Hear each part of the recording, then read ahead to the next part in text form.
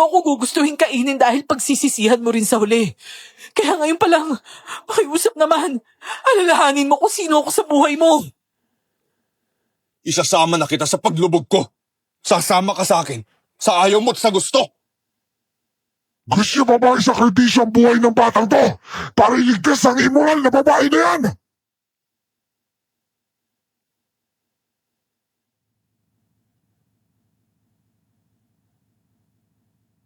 Hindi lahat ng may mukha ng anghel ay mabuti. Gaya na lang ng hindi lahat ng mukhang halimaw ay masama.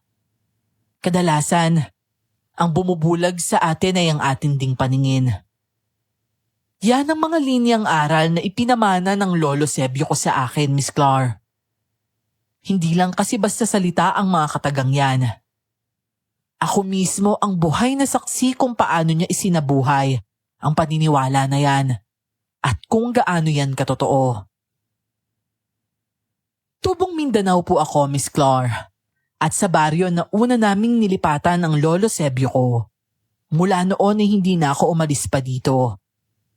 Hindi ko na lang papangalanan ang aming nayon para na din sa proteksyon ng mga taong naninirahan dito.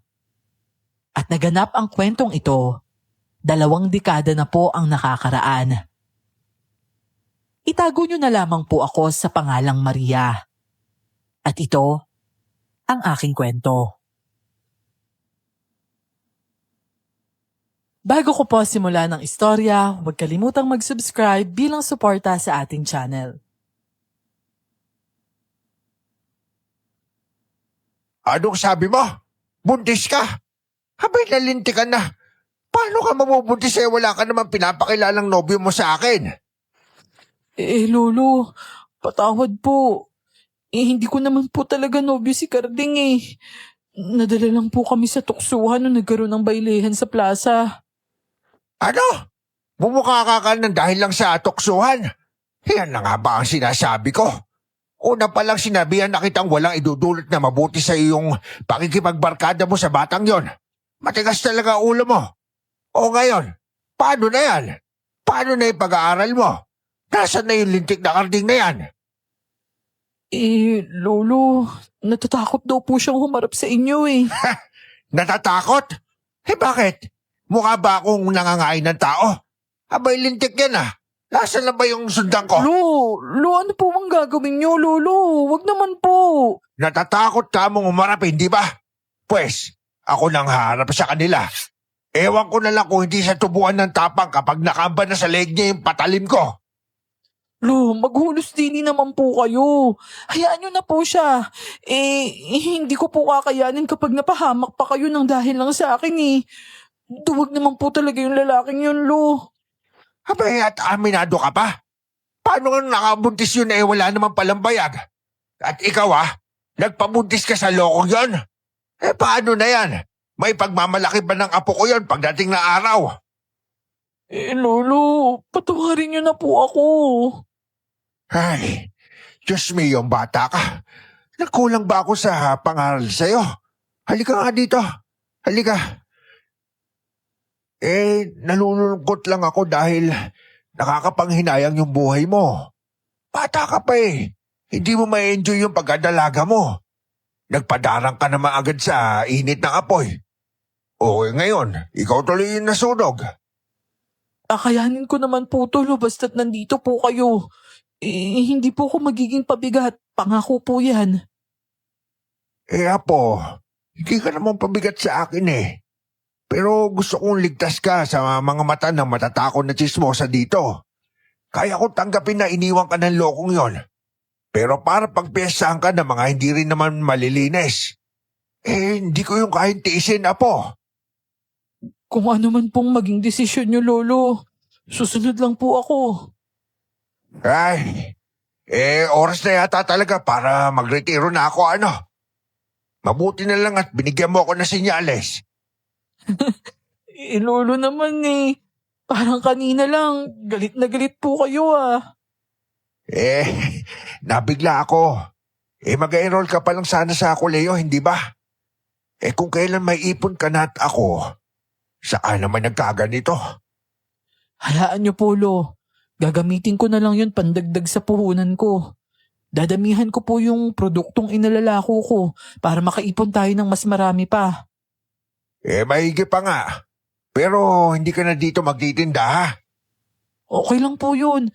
Basta sa lilipatan natin, may komunidad din. Hanggat may mga tao, may magiging customer naman po ako eh.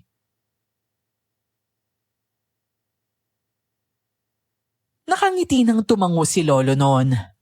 Ako naman, ganun din. May parte sa akin noon ang nagsisisi. Pero nandun na, buntis na ako at hindi magtatagal ay magkakaroon na ng anak. Kailangan kong maging matatag at tanggapin ang pagkakamali ko. Nang sa gayon ay makapagpatuloy ako sa buhay. Ilang araw pa ay iniwan na namin ang luma naming bahay at nagtungo sa bundok sa kabilang baryo para doon na manirahan. Walang nakaalam sa mga taga-komunidad namin doon na umalis na kami. Kahit ang kapitan namin, dahil siguradong hindi kami papayagang umalis noon. Sikat at kilala ang Lolo Sebio ko doon sa panggagamot o pagiging albularyo. Pero pati yon ay tinalikuran niya ng dahil sa akin.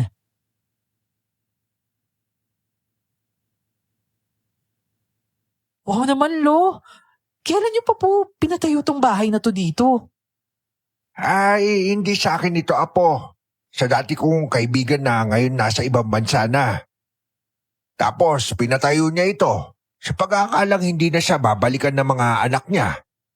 Biglang dumating at kinuha siya. Kaya yun, binigay niya to sa akin. Nagustuhan mo ba dito? Oo naman po, Lolo. Tingnan niyo sobrang payapa dito tsaka mukhang malapit din sa ilog. Dinig na dinig ko dito yung malakas na ragasanon eh. Hindi na tayo mahihirapang mag-igib. Abay, hindi na. May talon banda dyan sa itaas. Konting akyat lang, mararating mo na. Madali ka na lang di makakapaglabaan, no? Oo nga po eh.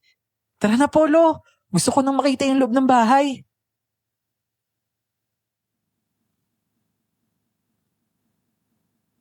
Wow, Lo! May mga gamit na din po. Kaya pala iniwan na natin yung ibang gamit doon. Sabi ko nga sa'yo, di ba? Titirahan na lang sana ito ni Atong. Mabuti na rin at hindi. Mukhang masaya naman siya dun sa ibang bansa ngayon. At itong bahay at lupa, pati yung mga kagamitan, sa atin to mga to. Ang bait po ng kaibigan mo, Lolo. Sana magkaroon din ako ng ganyang kaibigan, no? Kusay ang darating. Basta't matuto ka lang mamili na maayos.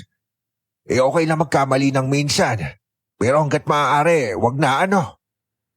Marami na akong natutunan sa nangyari sa akin, Lo. At simula po ngayon, makikinig na ako sa lahat ng sasabihin niyo sa akin.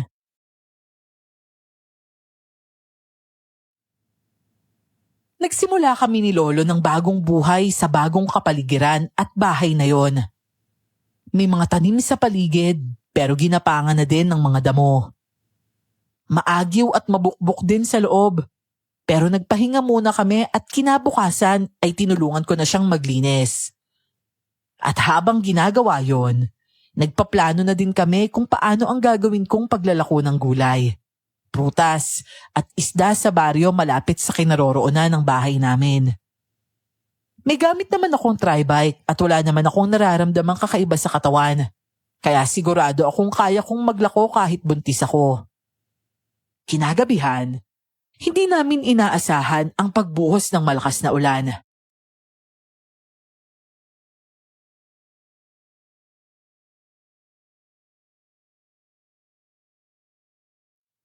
Tao po! May tao po ba dyan? May tao po yata sa labas, Lo. Meron nga. Naririnig ko. Pagbuksan mo nga sila. Baka kailangan ng tulong. Sandali lang ho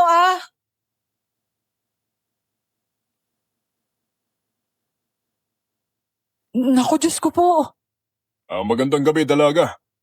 Maaari ba kaming makituloy ng pamilya ko? Kanina pa kami babad sa ulan at lamig. Sandali lang ho. Kakausapin ko lang po si Lolo.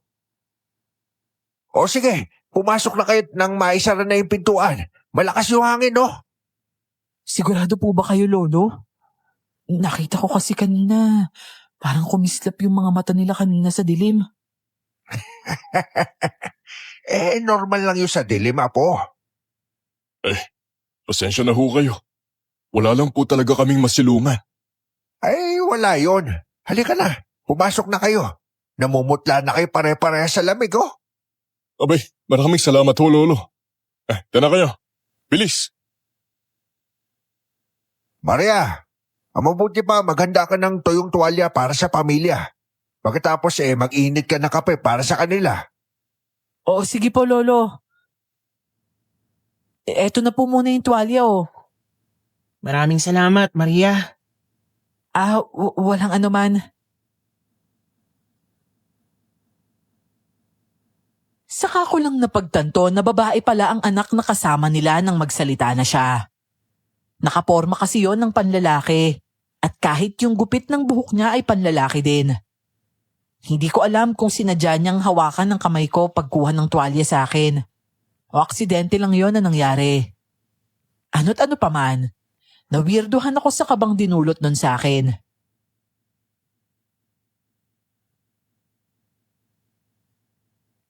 Kayo bang pamilya kumain na? Kaninang umaga pa ho ang uling kain namin. Nako, paano yan? Kamote at kulay lang ang maiahin namin sa inyo. May isda din kami, pero ginawa ng tinapan nitong si Maria para magtagal. Kumakain ba kayo nun? Wala kaming sariwang karne dito.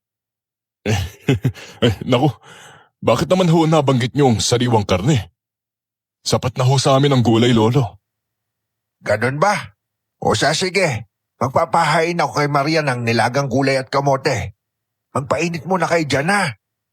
Maraming salamat ho, Lolo. At sa apo ninyo, nakakahiyaman Wala kaming magawa kung hindi ang makisilong. Bagong salta lamang ho kasi kami rito, kaya wala pa kaming bahay na matutuluyan. Ang siste ho umulan pa. Nako, hindi pala tayo nagkakaiba. Kadarating lang din namin ni Maria dito kahapon. Ang kaibahan lang natin, kami may bahay na matutuluyan. Eto na po yung mga pagkain, Lolo. Pakabusog po kayo, ha. Lo, doon na lang siguro muna sila sa kwarto ko. Tabi na lang po tayo sa kwarto nyo. Yun na nga din yung sasabihin ko Naunahan mo lang ako. Tara na. Sasamahan kita mag-ayos doon. Ho, naku kaya ko na yun, Lo. Huwag ka na makulit. Halika na at sumama ka na sa akin. Maiwan ko muna kayo dito, ha? Kumain kayo at magpakabusog ng malabanan niyo yung panlalamig na katawan ninyo.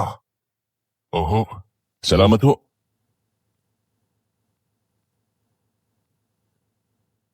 Maria, eto, ilagay mo ito sa bewang mo. Bilisan mo. Ho? Para saan ho ito, Lolo? Para sa kaligtasan niyo ng apo ko. Sumunod ka na lang at huwag ka na magtanong. Ilagay mo muna sa katawan mo yan bago ka humarap ulit sa kanila, ha? Naintindihan mo ba?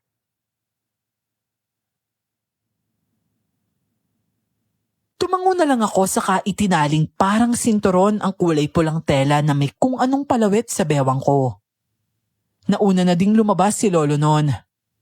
Habang ako, matapos sabihin niya ay nagtungo naman sa kabilang silid para kuhanin ang ilang personal kong gamit doon. Mabuti na lang pala at nakabagpa ang karamihan sa mga yon, kaya hindi na ako nahirapang ilipat sa silid ni Lolo. Napakasipag mo naman, Maria. Ang liksi mong kumilos, para kang hindi buntis. Aha? Paano mo nalaman? Halata naman sa itsura mo. Medyo maputla ka at yung galaw ng tibok dyan sa leeg mo hindi normal. Tibok sa leeg? Tumitibok yung leeg ko? Oo, dito banda. Pwedeng hindi mo makapa pero nakikita yan. Eto, tingnan mong sa akin. Ganyan ang normal na galaw niyan. Yung sayo, doble ng bilis ng tibok kumpara sa akin. Hala? Oo nga, tumitibok siya, no? Ngayon ko lang kasi nalaman yun eh. Talaga? Buti na lang pala. Hayaan mong tulungan kita rito. Ano pa bang gagawin? Wala naman na. Itong mga maruruming damit ko na lang ang kailangan kong bitbitin. Pagkatapos ko, pwede na kayong magpahinga dito. Kaya nga, pagod na rin ako sa maghapong kakalakad. Pero kung hindi mo mamasamain... Ako si Lira. Lira, saan kayo galing? Malayo rito, parang kabilang mundo, ganun. Ano? Kabilang mundo? Saan kayo sumakay? Sa spaceship? Parang ganun na nga. Di alien pala kayo. Parang ganun na nga. Niloloko mo naman ako, Lira eh. O ayan, tapos na. Magpahinga ka na. Maraming salamat, Maria. Bukas na natin kilalanin ng lubos ang isa't isa. Maria Apo, ano? Tapos ka na ba dyan? Opo lolo. Lalabas na po ako. Sige Lira ah.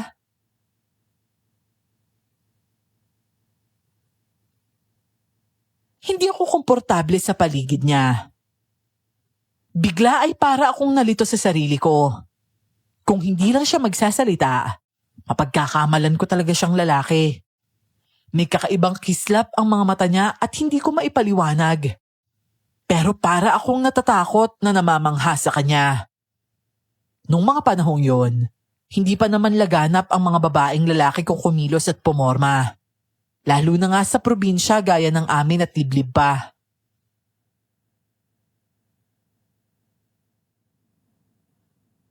Lo, bakit po hindi kayo nagdadalawang isip na tumulong kahit sa mga hindi naman natin kilala? Hindi ba kayo natatakot? Baka mamaya masasamang loob sila eh.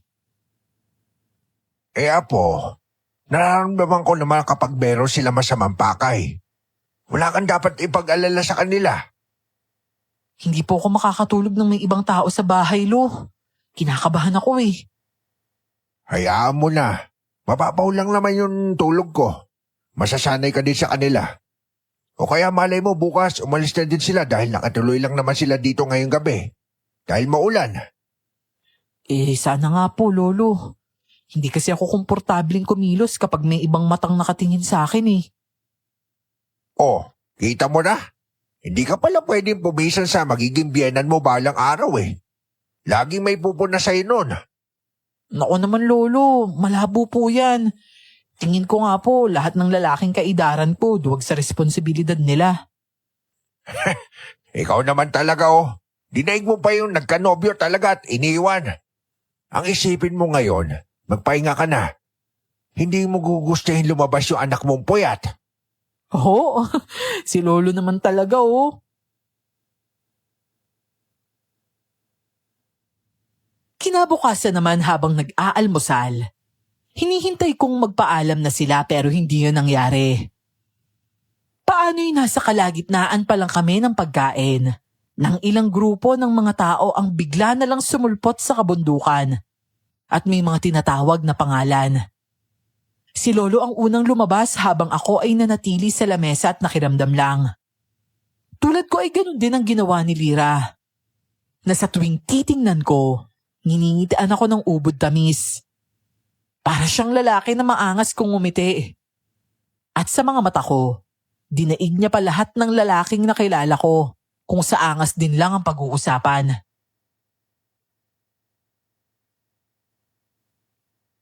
Lakan dilim daw ho, Mang Sebio. Narinig niyo na po ba ang tungkol doon? Hindi pa eh. At kaya nga nasabi ko sa inyo, bago lang din kami dito ni Maria. Tama ba yung pagkakarinig ko? Nang hula nila maligno daw yon? Oho, Mang Sebio. Maligno na nanguhula ng mga kabataang babae. Abay, babaero rin pala yung maligno ano? Kailangan palang ingatan natin yung mga dalaga natin dito. Sasama ho ako sa paghahanap sa mga bata. Baka may maitulong ako. Pilar, Tahing, hayaan mo ako. May anak ang babae. Hindi mo gugustuhin pati siya'y mawala rin sa atin. sige, sasamahan kita. Nako, pasensya na kayo ha. Babae pala itong anak ninyo. Ang akala ko'y lalaki. Nako, salamat po, Lolo. Ako po si Lira, pero lalaki po talaga ako na nasa katawan lang ng babae. Pili ka din pala ano. Mapagkakatulaan ba kitang maiwan kay Maria, Lira? Ako'y sasama na lang sa kanila. Naku, oo naman ho. Wala kayong dapat ipag-alala. Ligtas siya sa mga kamay ko. Lu, bakit pa po kayo sasama? Abay po, nagretiro lang ako. Pero hindi ako nawalan ng konsensya. Halos pikit yung mata nung nanay nung batang nawawala kanina sa kakaiyak.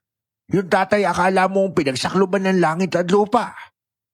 Sobrang sakit humawalan ng anak, Lolo. Naiintindihan kong damdamin nila, kaya sasama ho ako sa paghahanap. Hindi muna sana kami aalis. Ayos lang ho ba sa inyo? Walang problema, Pilar. Paano? Maganda na tayo.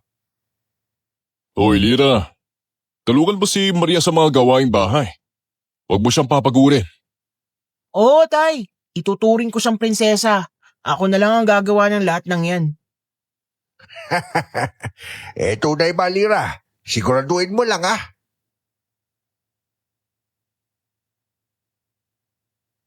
Nangingiwi na lang ako kay Lolo noon. Kung paano niya nagagawang makipag-usap sa kahit kanino ng ganun lang kadali, na para bang matagal na silang magkakilala.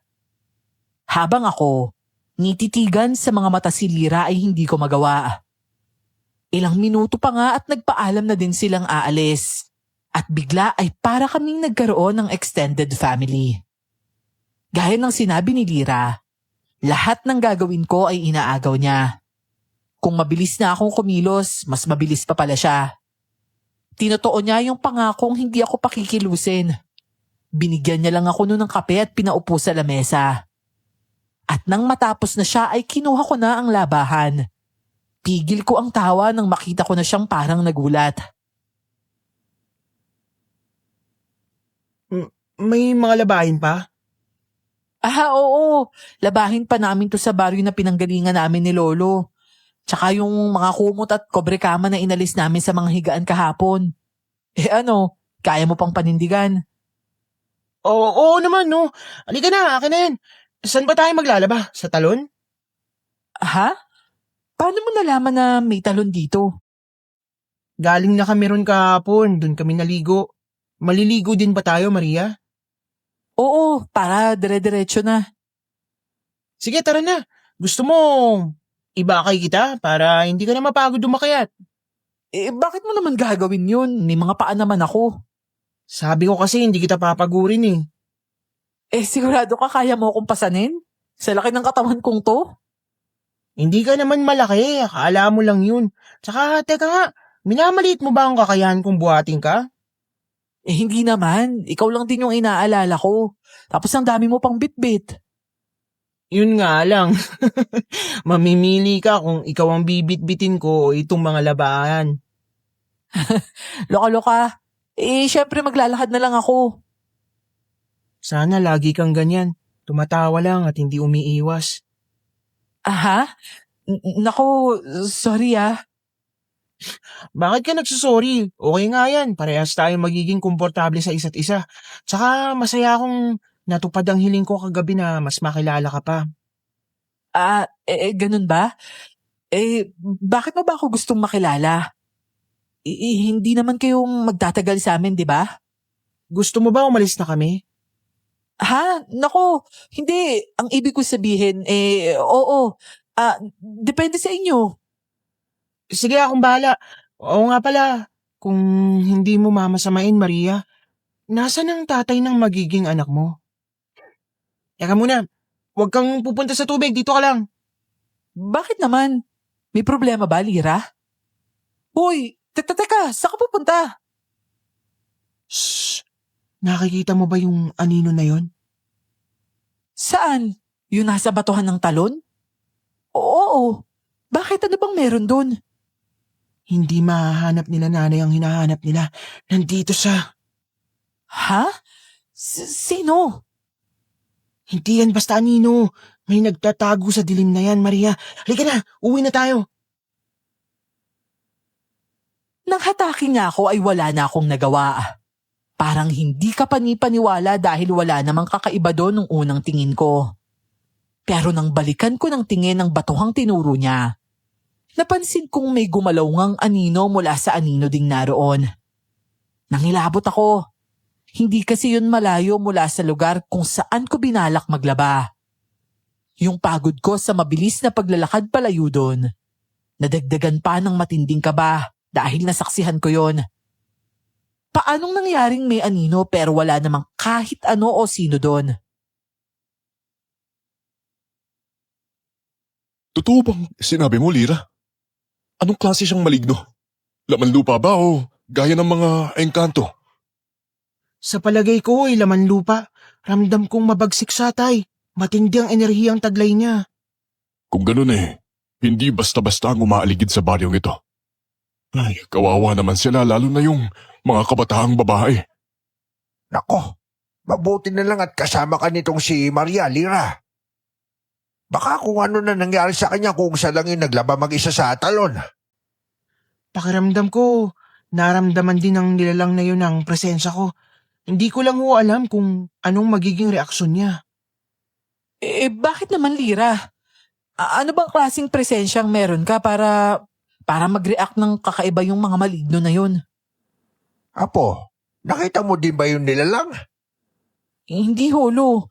Pero nakita ko po yung sinasabi ni Lira na nagtatagong anino sa anino. Nagtatagong anino sa anino? Ang ibig ninyong sabihin ay humahalo sa dilim? Opo, Nay. Hindi nakikita ang pisikal niyang anyo. Hindi kaya malahonyangong malignong yun kaya hindi nakikita? May punto ka, Pilar. Maaaring may kapangyarihan siyang gayahin ang paligid niya. Kaya nagsisilbi siyang invisible sa mata ng mga tao.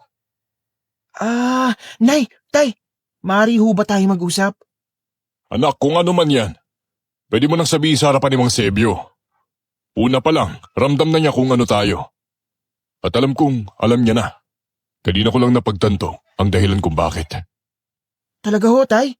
Alam niya kung ano tayo pero tinanggap niya pa rin tayo? Likas na sa kanya ang tumulong. Maswerte tayo, sa kanya tayo napadpad. Isa siyang mahusay na albularyo. At santigar, anak. Ho? Santigwar kayo, Lolo Sebio? Huwag ka mag-alala, Lira. Kung alam mo mabuti ka sa kabila ng iyong uri, hindi mo dapat ako ituring kalaban. Teka nga lang, Holo.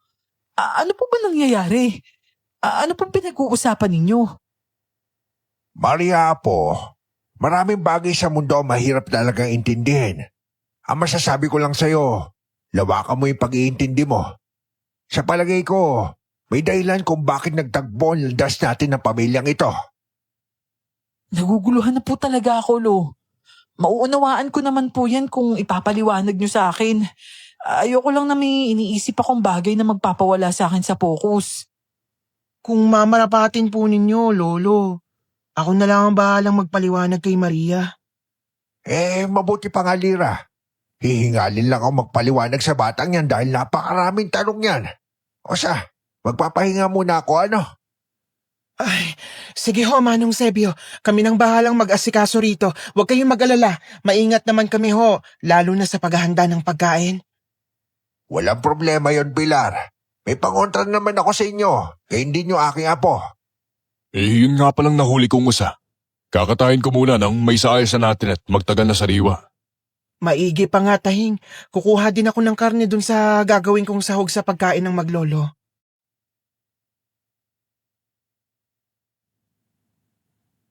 Habang ako naman ay niyakag ni Lira sa labas ng bahay.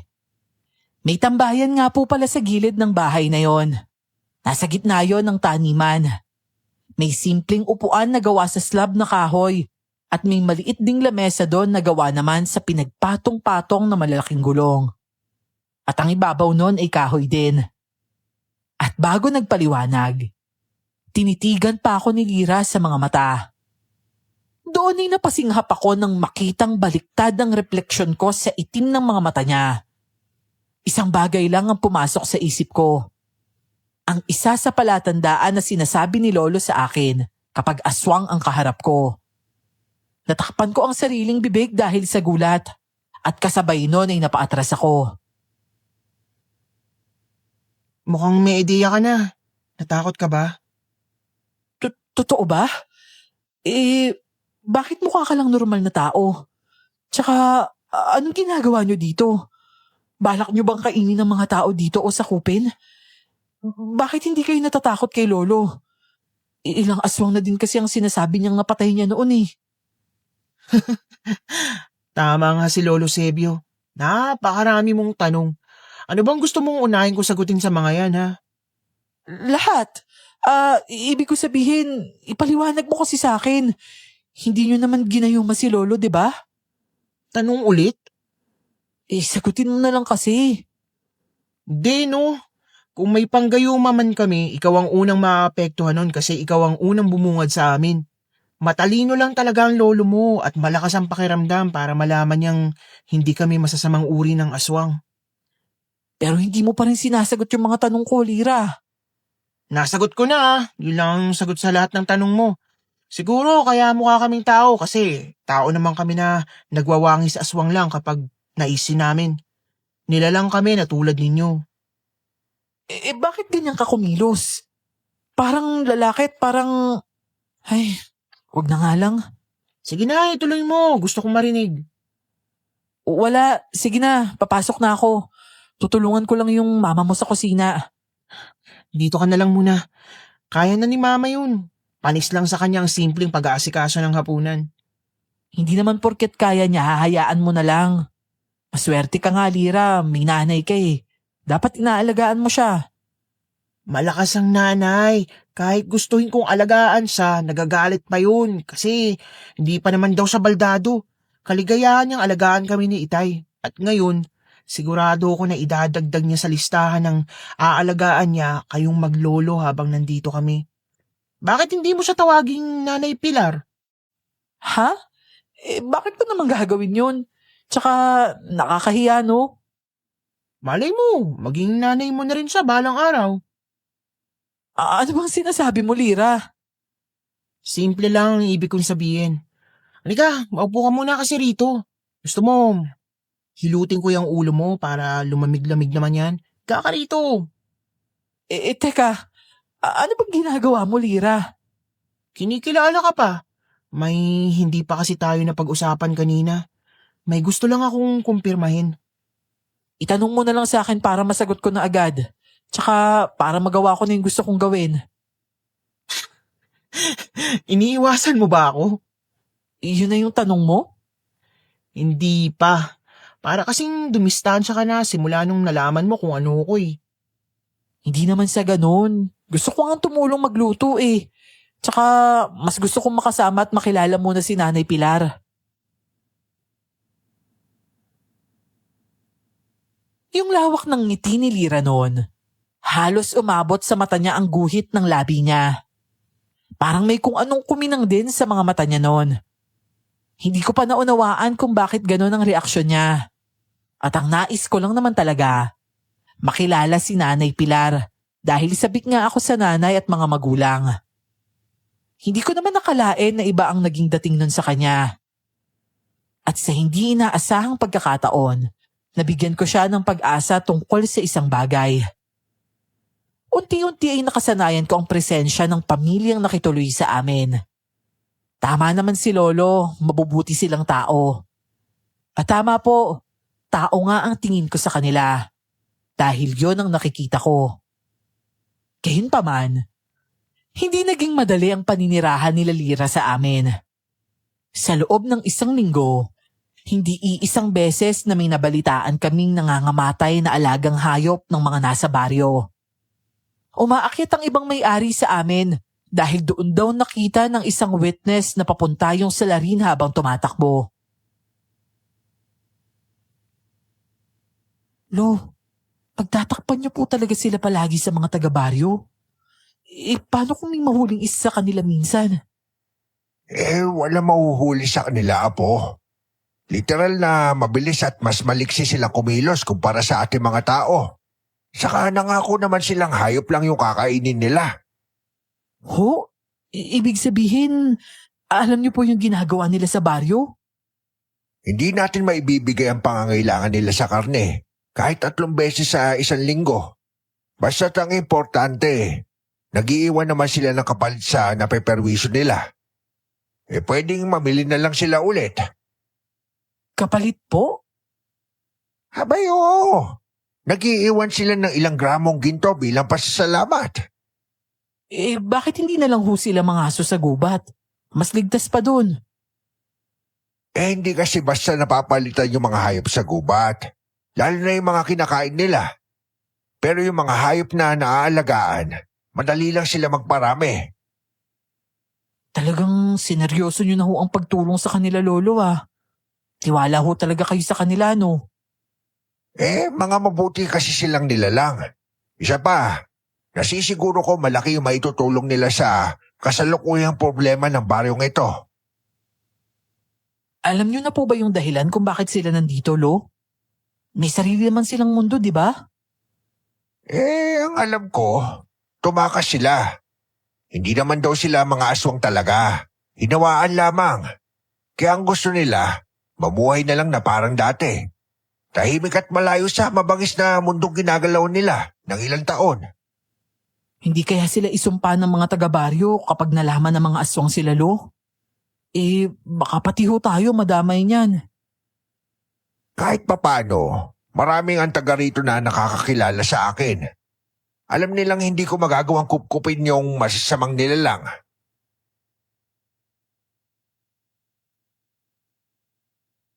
Tinutuon ni Lolo ang pagtulong sa pamilya ni Nalira. Hindi niya na sila pinaalis dahil nagkasundo silang susugpuin ang tinatawag ng mga taga-baryong Lakandilim. Wala kasing mortal na makalapit doon kahit si Lolo pa. Doon naman papasok ang kakayahan ni Nalira dahil parehas na alagad ng dilim. May kakayahan silang mahawakan at makita ang nasabing nilalang. Kaya naman magsasanib puwersa daw sila para mapalayas yon. O di naman kaya, kapag nagmatigas ay papatayin na nila ng tuluyan. Lolo, nag-aalala po ako sa inyo eh. Kaya niyo pa po ba? Di ba matagal niyo nang hininto yung pagiging santigwar? Tapos nag-focus na lang kayo sa pagiging albularyo.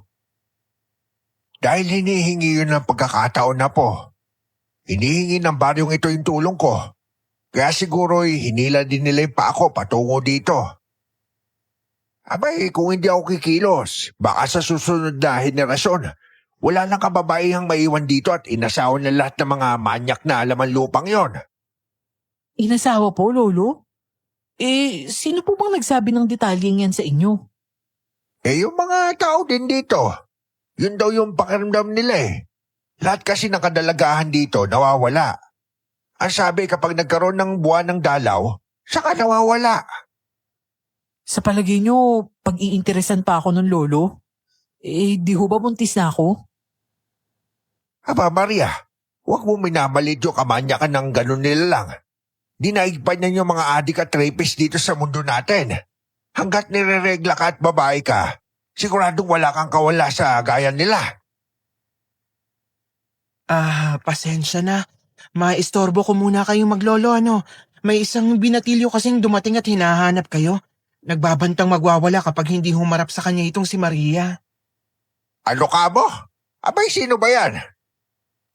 Teka lang, Polo. Lalabasin ko na lang ho muna. Mabuti pa nga. Ang gusto ko'y kalmado siya sa paglabas ko, ha? Maria! Sinasabi ko na nga ba na nandito kayo? Halika na. Sumama ka na sa akin. Kinukulong ka ba ng lolo mo dito, ha? Para hindi na tayo makapagkita at mabuo ang pamilya natin? Karding? Paano mo ko nahanap? Hindi na mahalaga yon. Basta't sasama ka sa akin. Uuwi na tayo. Doon muna tayo kila nanay. Tapos dadalhin kita sa Maynila. Doon sa bahay ng ate ko. Habang ako, magtatrabaho. Ipipisan mo ako sa mga kamag-anak mo? Hindi pwede. Ayoko. Aba wala kang choice. Yan lang ang kaya kong ibigay sa'yo ngayon eh. Hindi ba sabi mo, gusto mo, buo ang magiging pamilya mo dahil wala ka nun? O ito na, ibinibigay ko na sa'yo. Nagbago na ang isip ko, Karding. Ayoko nang sumama sa'yo. Ha? Bakit naman? Halika na. Akong bahala sa inyo ng anak natin. Hindi mo ba siya narinig? Ayaw niya raw. Bakit mo ba siya pinipilit? O sino naman to? Bakit boses babae ka pare? Ano, bakla ka ba? Bakla? Mas malakas yan sa suntok ng bakla pero hindi ako bakla para lang sa kaalaman mo, pare.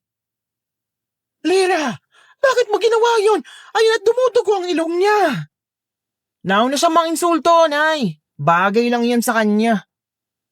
Tarantado kang tomboy ka? Ang lakas mo manuntok ah. Gusto mo one-on-one tayo eh. Madaya ka. Hindi ako nakahanda nun. Karding, ano ba?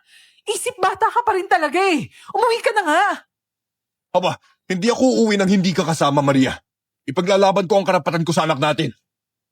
Eh di ilaban mo. Basta't ang sinasabi ko sa'yo, hindi na ako sasama sa'yo. May karapatan ako sa'yo. Akin ka na, Maria. Akin ka na. Pakakasalan kita kung yan ang hiling mo. Bukas na bukas din. Ikaw palang bakla eh. Minamanipula mo ang isip ni Maria sa kakapangako ng kung ano-ano. Alam na alam mo kung anong gusto niya marinig eh, no? Bakit ka ba nakikisali dito, ha? Sino ba to, Maria? Bakit may kasama kayong ibang pamilya sa bahay nyo? Wala ka ng pakialam doon, Karding. At kung gusto mo akong pakasalan, patunayan mo muna sa akin na responsable kang tao. Eh, yun lang ba? Pwede, sige. Dito muna ako sa inyo tutuloy. Wala namang ibang matutuloyan dito eh. Oh, eto ko lang oh. Maghanap ka ng matutulugan mo sa labas ng bahay ko. Hindi ka welcome dito sa loob dahil sa pang-aahas na ginawa mo sa akin, Karding. Ay, Lolo Sebio. Naku, mano po? Hindi na. Nang araw na pinakailaman mo yung apo ko, hindi mo na rin ako nirespeto. Sige na. Kung ano ang desisyon ni Maria, siya yung masusunod. Pero dito sa loob ng pamamahay ko, hindi pwede. Ay, wala akong problema. Patutunayan ko sa inyo na karapat-dapat ako sa apo nyo. Pilit kong tinatansya no ng sinseridad sa mga kilos at salita ni Karding. Pero sadyang malikot ang mga mata niya. May pagkakataon na para siyang sincere, pero may mga pagkakataon din namang hindi. Totoo ang sinabi niyang ang gusto ko ay buong pamilya para sa magiging anak ko. Batid ko kasi ang hirap ng damdamin kapag walang mga magulang.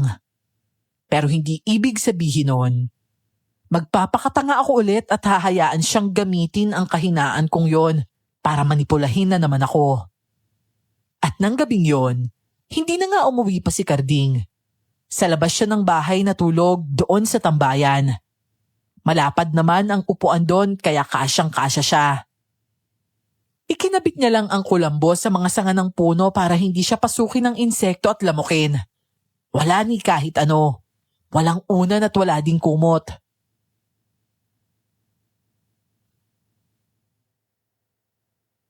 O ano? Naawa ka ba sa kanya, apo? Eh, hindi naman polo pero bibigyan ko po siya ng unan at kumot doon mamaya. Sa tingin ko, nakaisip na yan lalaking yan. Bakit niyo po ko hinayaang magdesisyon, Lolo? Pwede naman kayong kumontra sa sinabi ko kanina, di ba? Magkakaanak ka na, apo. Mahalaga ang bawat desisyon na gagawin mo. Hindi mo malalaman ang halaga nun kung palagi kitang kukontrolin o di naman kaya pangungunahan. Saka wala naman akong nakita mali sa sinabi mo. Namangha pa nga ako sa'yo dahil hindi ka basta dadala sa matatamis na salita. Eh paano ho kung maging mabuti siya at makapasa sa mga pagsubok ko? Sasama ho ba ako sa kanya? Nasa sa'yo yan. Ang masasabi ko lang, hindi mo makikita ang tunay na kulay na isang tao kung hindi mo makakasama sa iisang bahay. Eh paano nga ho, Lolo? Ayaw niyo naman siyang papasukin dito. Tsaka mukhang nanliligaw pa lang ho siya eh. Siguradong lahat ng kabutihan ipapakita niya sa akin ngayon. Matalino kang bata, ano? Saan mo ba nalaman yan? Naisip ko lang ho. Nakikita ko din kasi sa mga kaibigan ko noon. Kapag nililigawan sila, laging kinikilig. Tapos no sinagot na nila, wala na. Puro na lang sila reklamo. Biglang naging sakit na ng ulo yung dating nagpapakilig sa kanila. Marami ka pa matututunan na po. O sige na, matutulog na ako ha. Ikaw na bahala dyan. O sige po, Lolo. Susunod na din po ako doon.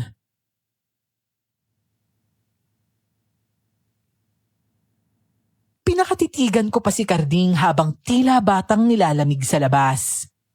Marahas akong napabuntong hininga at may parte ng isip ko ang gustong pagsisihan ang naging desisyon ko. Sa paglipas ng ilang araw, bigla ay nawala ang kagustuhan kong panagutan ako ng lalaking nakabunti sa akin. Para akong nauntog, lalo na sa tuwing maiisip ko yung sinabi niya nung yayain ko siyang humarap kay Lolo. Kumuha ako ng kumot at isang unan. Nilabas ko yon kay Karding at iniabot lang. Papasok na sana ako nang bigla niyang hawakan ng kamay ko at pigilan. Napakunot noo ako nang makitang parang naluluha siya. Patawarin mo ako kung naduwag ako, Maria. Nakaisip lang ako ng malaking pagkukulang ko nung nawala na kayo sa baryo. Para akong mababaliw nun. Sana bigyan mo ko ng pagkakataong makabawi sa inyo ng anak natin. Pero hindi naman tayo magkasintahan, Karding. Wala kang pagkukulang sa akin dahil ginusto ko din to.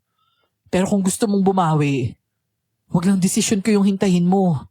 Mas mataas ang tsansa na hihingiin ko yung komento ni Lolo Sebio. Pero bakit? Ang akala ko ba sabi mo, dapat magkaroon tayo ng sarili nating desisyon. Hindi na ngayon. Simula nang mapagtanto kong mas ikakabuti ko yung pakikinig sa lolo ko. Bitawan mo na nga ako, Karding.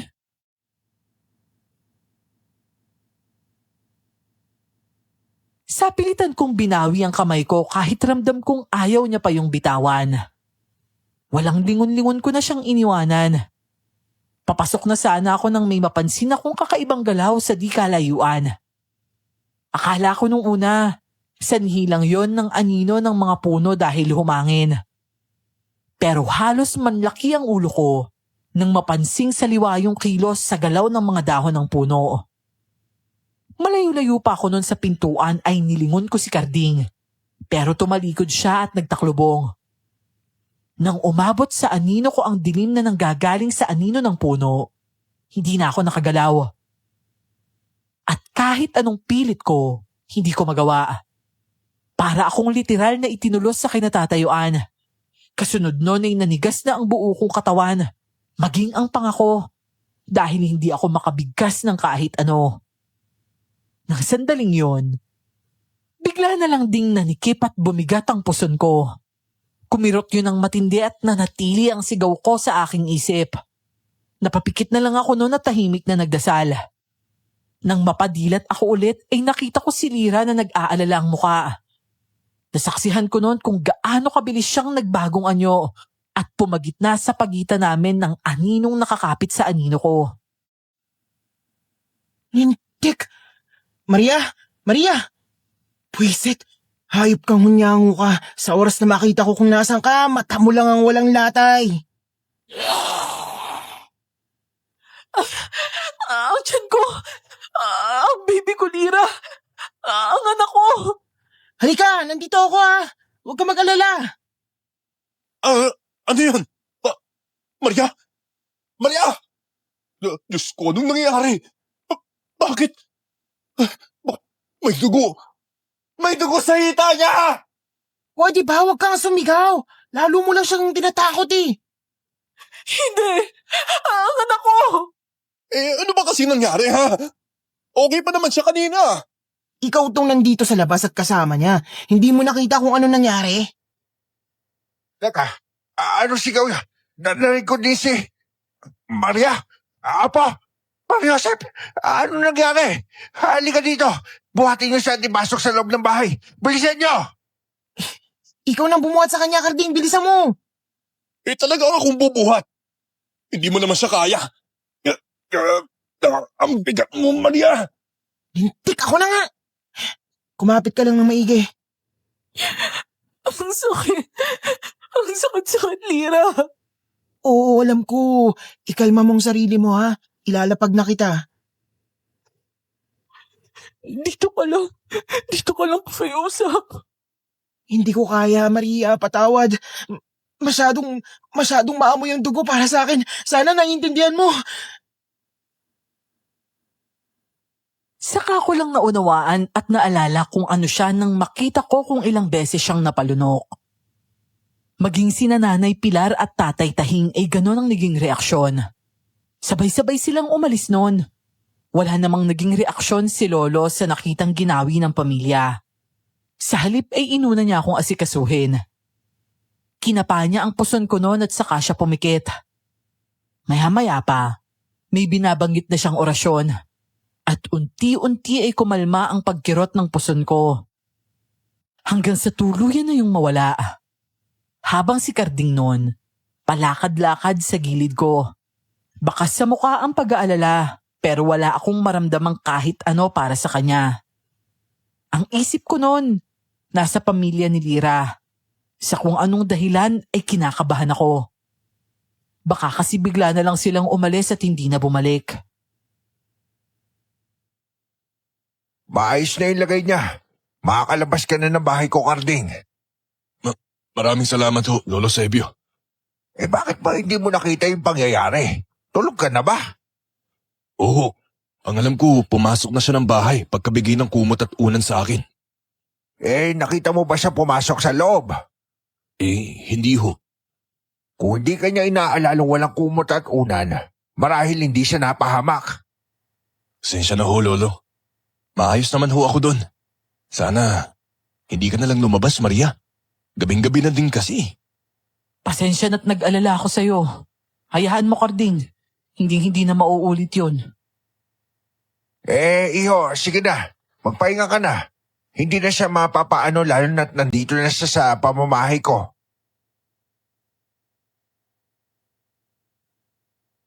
Lihim kong naikuyom ang kamao.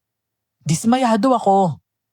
Nagawa pa akong sisihin ng siraulo sa nangyari sa akin. At nang tingnan ako ulit ni Lolo, nakangiti na siya sa akin. Kinuha niya ang kamay ko sa kayon ibinuka at pinakalma.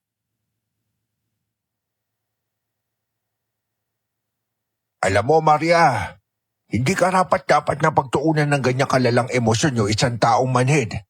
At wala sapat na talino para unawain yung mga bagay. Sa ngayon, hindi ka pwede magalit ng gusto o matuwa na sobra. Ipahinga mo lang yung katawan mo habang nagpapalakas ulit kayo ng anak mo. Kasi kapag nasobrahan ka sa emosyon, maaari kang duguin kaya mag-iingat ka, ha? Oo po, Lolo. Sina Nanay Pilar ho kaya? Saan ho sila nagpunta? Hindi naman po sila umalis ng tuluyan, di ba? Bakit naman sila aalis? Nandyan sila at nagpapakalma. Sigurado akong babalik din yung mga yon. Hindi madaling labanan ng tukso. Lalo na kung sikmura yung kumakalam. Pero huwag ka mag-alala. Alam ko matitiis nila dahil mabubuti silang mga nilalang.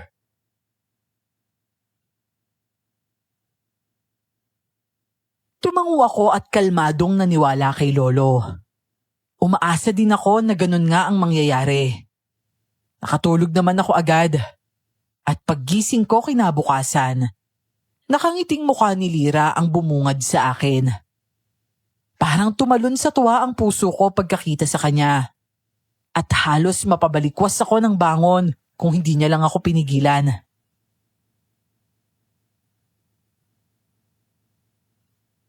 Akala ko hindi na kayo uuwi eh. Nandito na kami. Etong almusal mo. Maupo ka ng dahan-dahan at ako nang magsusubo sa'yo. Huwag na, kaya ko naman, Lira. Basta ako na. Nga ka na lang at ngumuya. May gatas din ng baka rito. Makakatulong to sa pagpapalakas mo. Maraming salamat talaga ha. Teka. Ano yan? Bakit may sugat ka sa leeg? Ang haba ah. Huwag mong isipin yan. Malayo yan sa bituka. Tsaka gagaling din naman yan agad. Ano ba kasing nangyari dyan? Kinailangan ko sakta ng sarili ko kahapon para bumalik ako sa wisyo. Kahit kasi may proteksyon ng anak mo laban sa amin, nung dinugo ka, halos mabaliw ako. Kaya yan, sinaktan ko sarili ko. Diyos ko naman, Lira. Pasensya na ha. Tapos, ikaw pa yung bumuhat sa akin kagabi. Ayos lang, tapos na yun. Ubusin mo na tong pagkain mo para malinisan ko na din ang katawan mo. Aha? Sabi ni Lolo Sebio, bawal ka daw munang tumayo ng matagal. Kaya ako nang maglilinis sa'yo.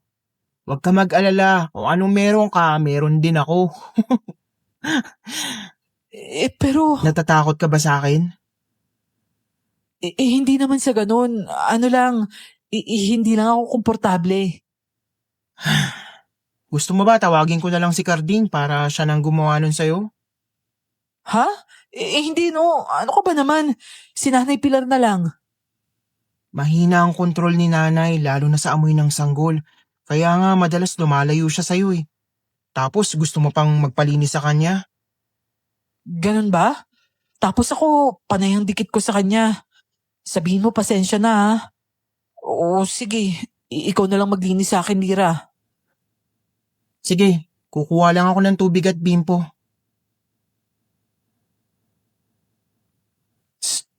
Maria, dito. Nandito ako sa bintana.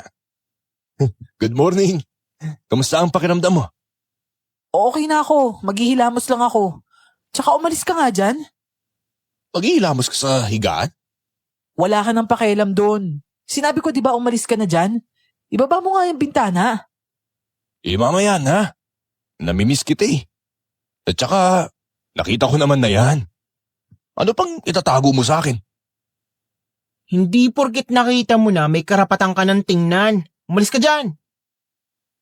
Uy, teka muna! Huwag mo sabihin ang tomboy na yan na maglilinis sa katawan mo, Maria. Uy! Maria! Manahimik ka sabi dyan eh. Sa susunod na suntukin ko yung bunganga mo, sisiguraduhin kung hindi ka na makakapagsalita. Hoy, hindi mo pwedeng hawakan ng nobya ko. Buisit, papasok talaga ako dyan. Pwede ba, Carding? Umuwi ka na nga lang sa inyo kung hindi ka mananahimik. Pero Maria, bigyan mo naman ako ng pride. May gusto sa'yo ang tomboy na yan. Kaya sinasamantala niya ang pagkakaroon niya ng katawan ng babae. Huwag ka naman pumayag. Gagamitin niya lang yan laban sa akin. Para mo naman din akong iniputan sa ulo niyan eh. Hoy, Maria! Hoy, ano bang pinagsasasabi mo laban sa anak ko ha? Baka gusto mong hindi ka na makauwi ng kumpleto ang katawan. Laitin mo na kami ng asawa ko. Huwag lang si Lira, naiintindihan mo? Hindi mo pa siya kilala. Ang anak niyo yung pagsabihan niyo, huwag niyang hinahawakan at pinapakialaman ng nobya ko. Alam mo, hindi mo pa siya nobya. At katawan ni Maria yon. Siya ang masusunod kung kanino niya gustong pahawakan. Huwag ka dapat makialam doon, iho. Kaya naman ho pala lumaking bastos din yung anak niyo eh. Konsentidor ho pala kayo. Carding, kung hindi mo kayang respetuhin yung mga taong nagmamalasakit sa mag-ina mo, maluwag ang daan para umalis sa lugar na to. Hindi ko kailangan ng lalaki dito na mas babae pa sa inahing manok kung pumutak.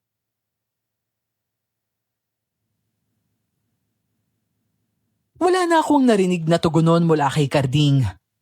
Dahil napokus sa komosyon sa labas ang isip ko, hindi ko na malayang nasa bandang dibdib ko na si Lira noon at doon pinapadaan ang malinis na tuwalya. Nang tingnan ko siya ay parang malamlam ang mga mata niya. Kita ko ang matinding pagpipigil sa mukha niya. Tumigim ako at sinubukang kunin ng towel para ako nang magpatuloy noon. Hindi naman siya kumontra at parang nakahinga pa nga ng maluwag. Maging siya ay tumikim at tumalikod na sa akin para kuhaan ako ng damit na pamalit.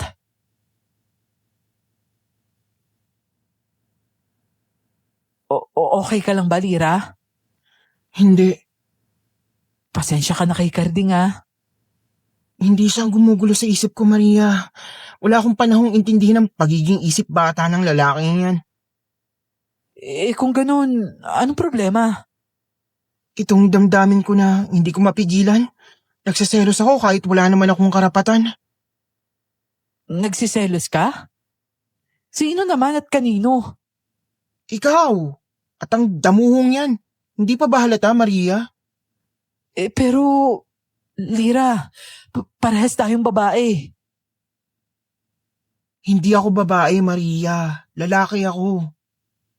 Lira, hindi naman porket gusto mong maging lalaki, lalaki ka na talaga. Babae ang katawan mo. Hindi mo naiintindihan eh. Totoong sinabi ko, lalaki talaga ako. Ang katawang to, hindi ko to pag-aari. Ano? Ano ba sinasabi mo? Isa akong kaluluwa ng pinakamalakas na aswang. Ang tunay na prinsipe ng aming lahi. Pero yung kapatid ko sa labas, patraidor akong pinatay at tinago ang kaluluwa ko sa isang kulungan na selyado ng 1,000 orasyon. Ako nakatakdang ikasal kay Lira, pero hindi niya matanggap ang pagkawala ko at ang kapatid kong yun ang papalit sa pwesto ko at siyang pakakasalan niya. Nagpakamatay siya. Hindi. Ibig sabihin, patay na si Lira? Ang totoong Lira, oo. Pero paano kang napunta dyan at anong tunay mong pangalan? Ako si Yael at kaya ako narito. Yun ay dahil sa pinaghalong sikap ni Nanay Pilar at Itay-Tahing na mapalaya ako gamit ang napakalakas na orasyon galing sa ermitanyo. Ginamit nila ang katawan ni Lira dahil gusto nilang mabuhay siyang muli kahit sa ibang katauhan na. Hindi kasi basta makakalaya ang pisikal kong katawan dahil nasa pinakamalalim yung bahagi ng karagatan. Sinadya akong ihulog dun, nidulaan, para tuluyan na akong hindi mabuhay. Ang di niya alam, nakalaya na ako. Kaya hindi totoong medalyon, Maria. Ang totoo, mas higit pa doon ang ibinigay sa akin ng matandang ermitanyo. Kalayaan. Totoo ba ang lahat ng to, Lira? Ibig ko sabihin, Yael? Maraming salamat, Maria. Ikaw ang unang tumawag sa akin sa tunay kong pangalan. Maraming salamat. Totoong lahat ng to, nagaganap sa mundo namin ang mga ganitong bagay pero hindi ka panipaniwala dito sa inyo. Naiintindihan ko yun. Pasensya na sa mga nangyari sa inyo ni Lira, Yael.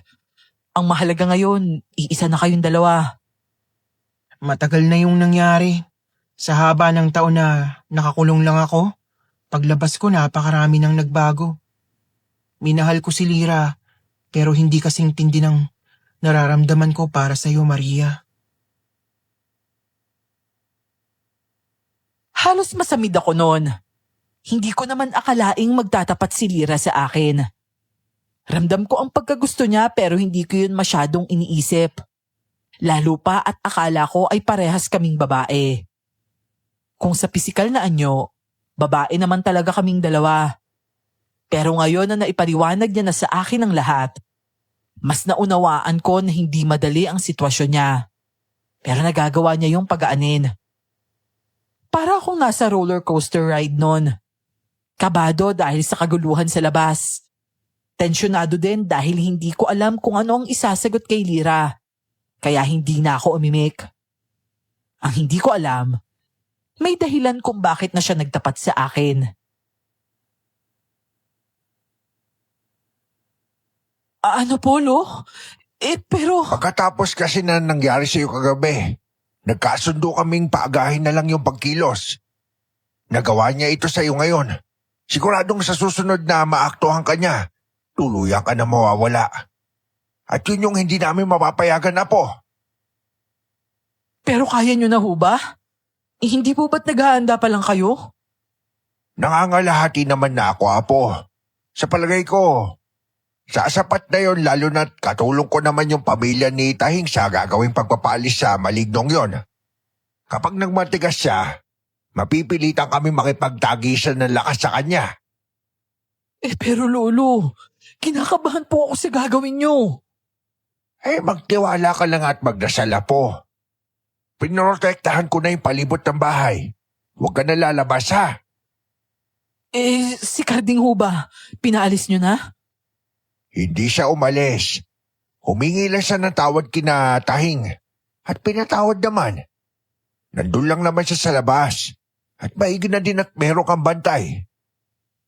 Oo, sige po Lolo. Magpapahinga na lang ako dito habang nagdadasal para sa kaligtasan nyo. Mag-iingat po kayo ha. Bumalik kayo ng ligtas lahat.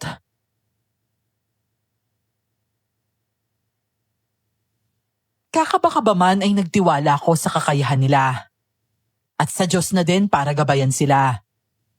Kaipokrituhan mang matatawag. Pero maging ang pamilyang aswang ay ihihingi ko ng gabay sa Diyos. Sinunod ko ang nais ng puso ko. At dahil ramdam ko na karapat dapat silang protektahan.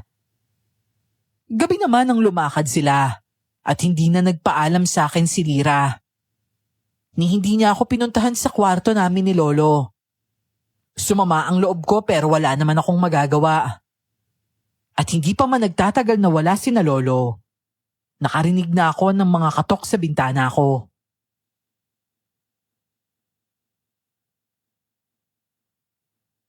Maria, gising ka pa ba? Alam kong gising ka pa. Dalawa lang tayong naririto ngayon. Pwede mo akong papasukin kung gusto mo. Maria! Maria! Ano ba, Karding? Gusto ko na magpahinga. Matulog ka na din dyan. Ay, ikaw naman. Masyado kang seryoso sa buhay. Sige na, papasukin mo na ako. Makakapag-usap tayo ng maayos. Kung gusto mo, pwede na tayo magtanan ngayon din. Ayoko. Wala akong gustong gawin kasama ka. Bakit pa pala ako nandito? Kung ganyan ang plano mo. Gusto mo lang ba akong pahirapan, ha? Ikaw naman ang may gusto niyan, Karding, di ba? Ikaw ang nagpilit at nagsabing babawi ka. Loko-loko ka pala eh.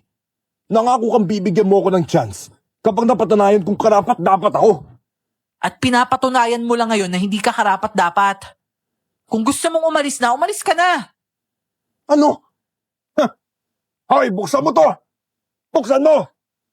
Maria! Tigilan mo na nga ako, Karding. Mapilintik ka? Hindi mo ba alam kung gaano kalaki ang nawawala sa akin dahil sa ginagawa mong to, ha?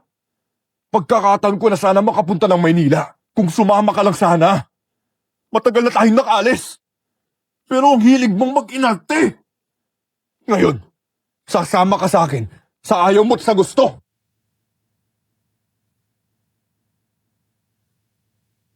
Hindi naman sumasakit ang puson ko pero nang makaramdam ako ng labis na takot, bigla na naman yung kumirot at bumigat.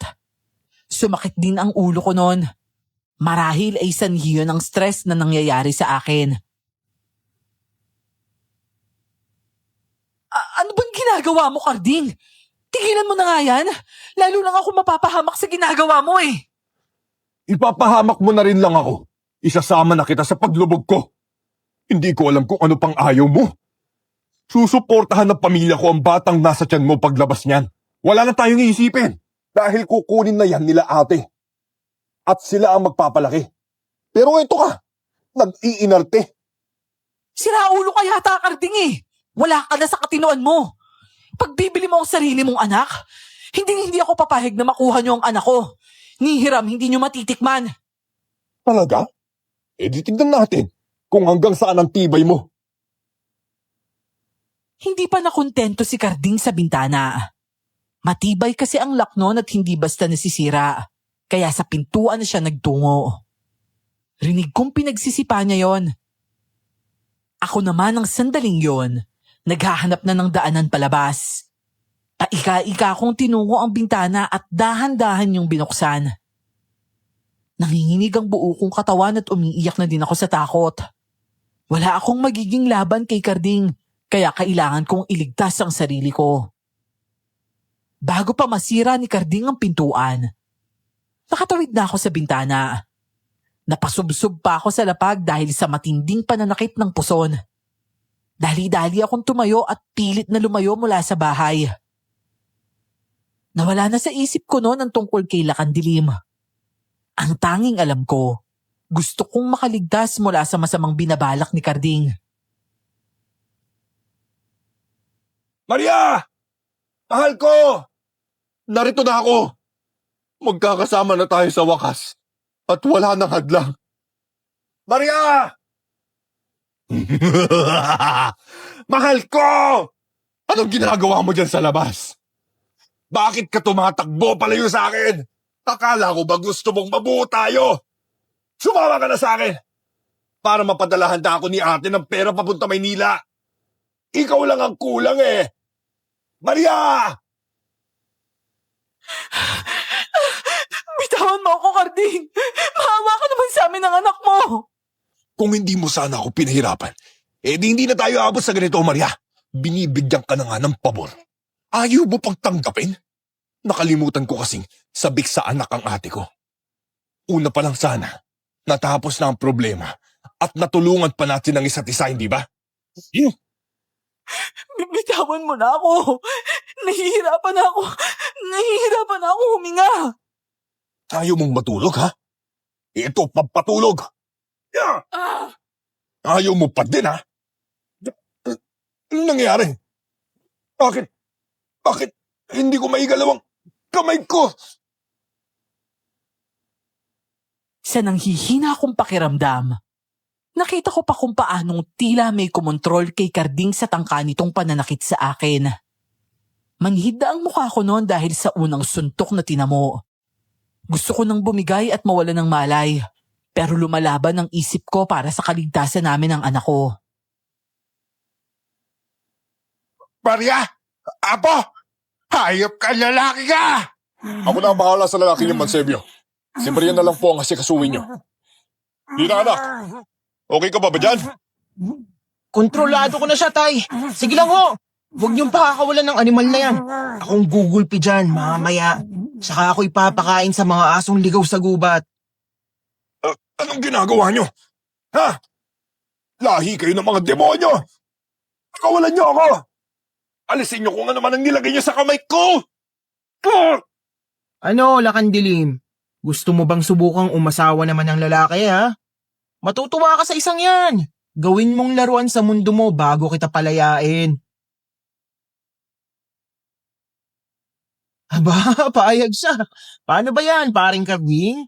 Mukhang mas malayo pa sa Manila ang destinasyon mo, ah. Magpaalam ka na sa mundong to. Hindi! Ano klase kalimaw yan? Bitawan mo ako! Ayoko sumama sa'yo! Hindi ako sasama sa'yo! Tulong! Tulungan niyo ako! Maria, maawa ka! Tatay ako ng anak natin! Hanapin niya ako paglaki niya! Paano na ang pamilya natin? Maria!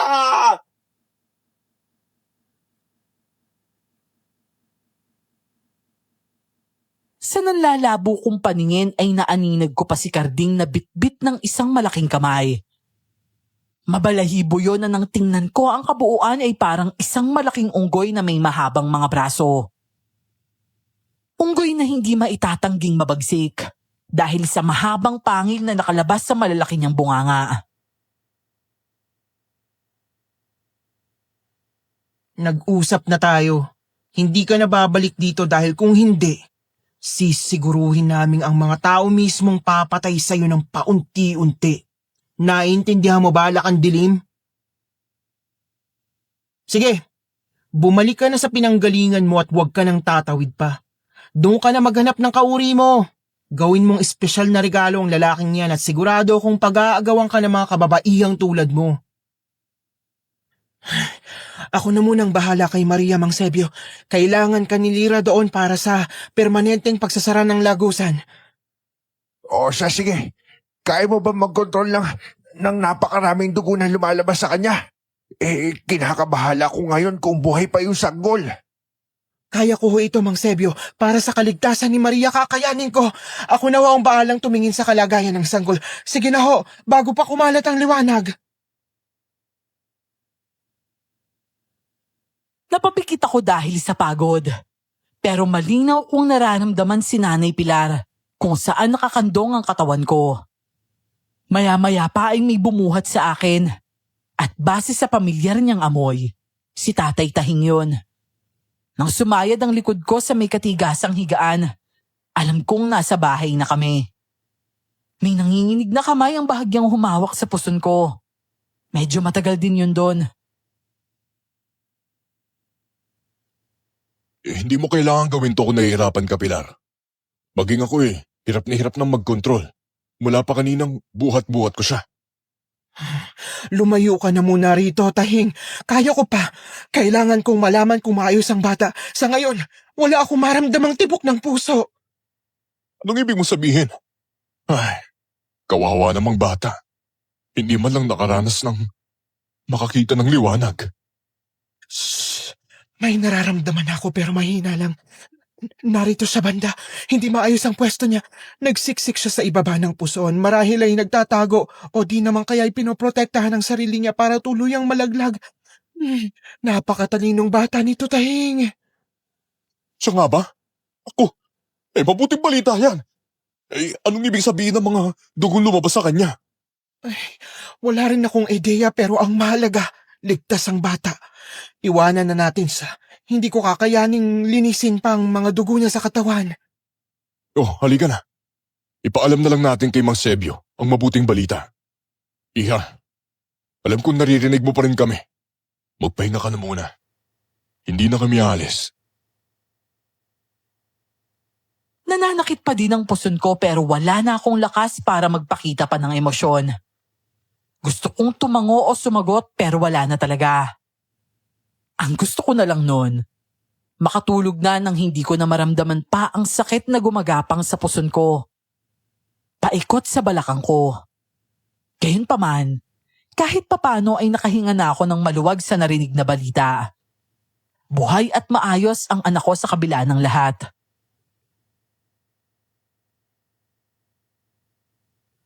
Lolo, bakit kaninang umaga ko pa ho hindi nakikita si Lira? Okay lang po ba siya? Hindi maganda yung kalagayan niya ngayon, Apo. Masyado maraming enerhiya na wala sa kanya. Idagdag pa yung napakaraming sugat sa katawan niya. Sanhi ng pakikipaglaban niya kay Lakandilim, mapasunod niya lang. Pero magiging maayos naman ho siya, di ba? Oo naman, Iha. Malakas si Lira. Ipinagkatiwala na natin sa mga magulang niya yung pagpapagaling sa kanya. Pero gusto ko po siyang makita, Lolo. Pakiusap po kahit saglit lang. Wag na matigas ang ulo mo, Apo. Isipin mo muna yung kalagayan ng anak mo. Konti na lang at tuluyan na din siyang bibitaw. Magpakalakas ka muna, ha? Manong Sebio. Pwede kong buhatin si Maria. Papunta sa kwarto ni Lira. Sa palagay ko, kailangan nila ng presensya ng isa't isa habang nagpapalakas sila parehas. Ganun ba? Mukhang yun nga din yung kailangan ng batang to. O sige, dahan-dahan lang kayo. Tatay Tahing, ang dami niyo hong sugat at paano niyo ako mabubuhat? Mukhang may pilay pa ho kayo sa kaliwang kamay. Wala ito, Iha. Kayang-kayang magamot. Mamaya lang okay na din ang mga ito. Huli ka na. Doon ka muna magstay sa kwarto namin. Maaari naman kami ni Pilar na sa sala na lang muna magpahinga. Ako na lang doon. Total, nag-iisa lang naman ako Mas presko pa yung dihamak. O nga pala, Tahing. Bukas magpapatawag ako ng pulong dito sa tapat ng bahay. Napasabihan ko na rin yung mga ngaso. Ipapaalam na natin sa kanila yung paglaya ng baryong ito kay Lakandilim. Aba, siguradong maraming matutuwa at nabunutan sila ng tinik, Mang Sebio. May magpalakas din po kayo. At paniguradong sa mga susunod na araw ay babalik na kayo sa puspusang panggagamot sa mga kadalagahan na bawi natin. Nabawi niyo ho ba lahat ng nawala sa baryo, Lolo? Hindi naman namin masabi kung lahat nabawi namin, Apo. Pero sana nga. Kasi nasa 10 kadalagahan yung nabawi namin sa maligno. Mga wala sa sarili, bagamat hindi naman payat at hindi mukhang gutom. Kakailanganin ko ang tulong ng ibang manggagamot para maibalik sila sa hawisyo nila. Nagpahanap na din ako na makakatulong sa akin.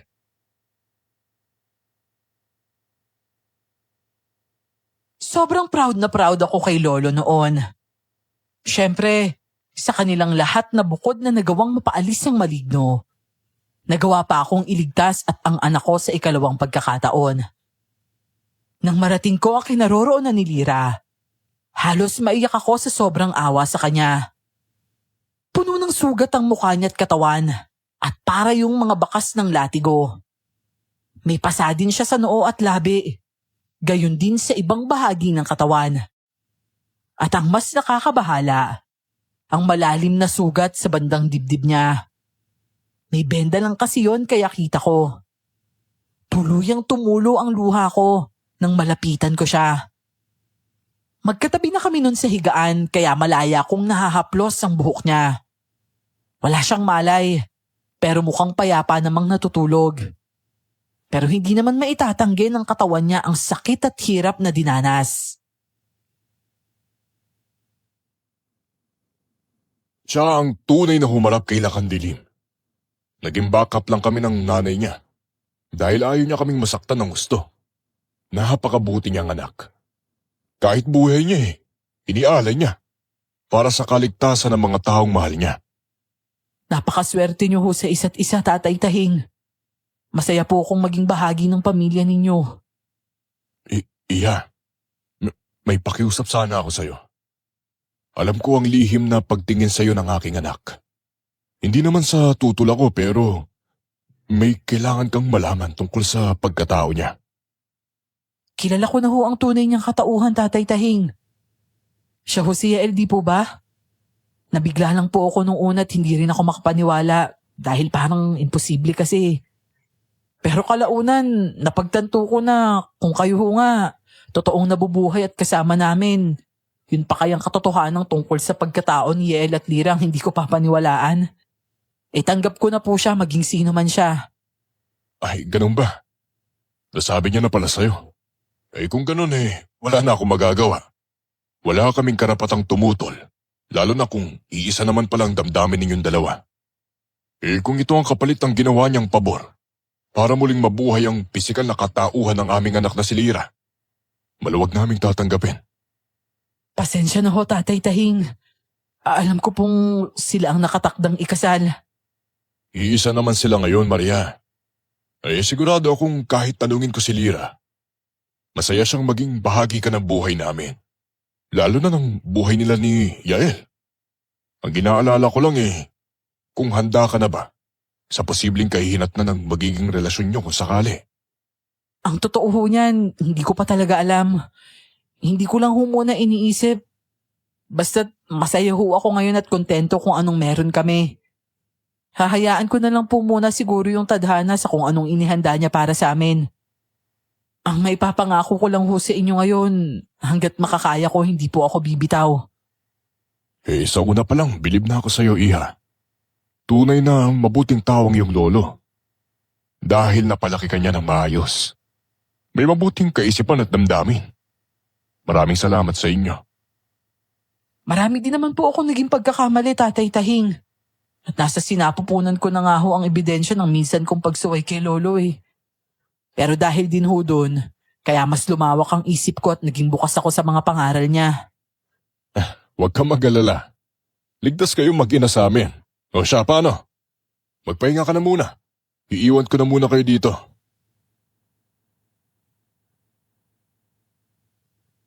Nang makalabas si Tatay Tahing ay saka ko palang pinagmasdan si Lira. Hanggang sa makatulog na lang ako ulit nang nakaharap sa gawin niya. Sinong mag-aakala na isang tulad niya pala ang magiging tagapagligtas ko sa napakaraming pagkakataon na muntik na akong mamatay. Kung nung umpisa ay nag-aalangan ako sa sasabihin ng mga tao. Kung sakali man na mahulog din ako sa kanya. Nang mga panahong yon ay mas lamang ang pagkamangha sa puso ko. Sigurado ako na kahit saan pa kami mapadpad, ipagmamalaki ko si Lira.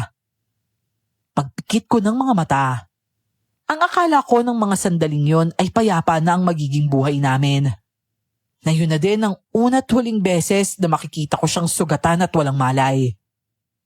Hindi ko naman inakala na may paparating pa palang mas malalang dilubyo. At doon tuluyang masusukat ang pangakong binitiwan ko. Na hanggat kaya, hindi ako bibitaw. Imposible, Tahing. Nasa ilalim tayo ng proteksyon ni Mang Sebio. Paano nila tayong nahanap? Abay, hindi ko alam, Pilar. Sa ngayon, delikado ang lagay natin lalo. At nangihina pa si Lira. Ang sa palagay ko, sinadya nila ang pagkakataon na to para sumalakay.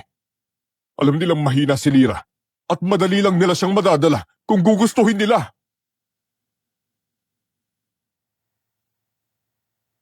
Patawarin niyo ako. Mahina pa yung katawan ko. Dahil isang araw pa lang tayo nakakapagpahinga. Hindi ko magagawang proteksyonan ng buong bahay. Pumasok muna tayo sa loob ng kwarto ng mga bata. Doon kahit papaano. Maliit lang yung lugar na kailangan ko orasyonan. Tara na, madali kayo.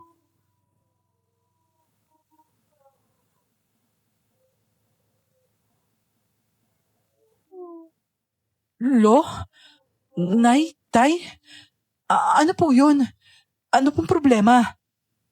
Ngayon palang humihingi na ako ng tawad sa inyo, Maglolo. Nadamay pa ho kayo sa problema ng pamilya namin. Hinayaan niyo na di madamay ang pamilya niyo sa problema ng mga tao dito sa baryo.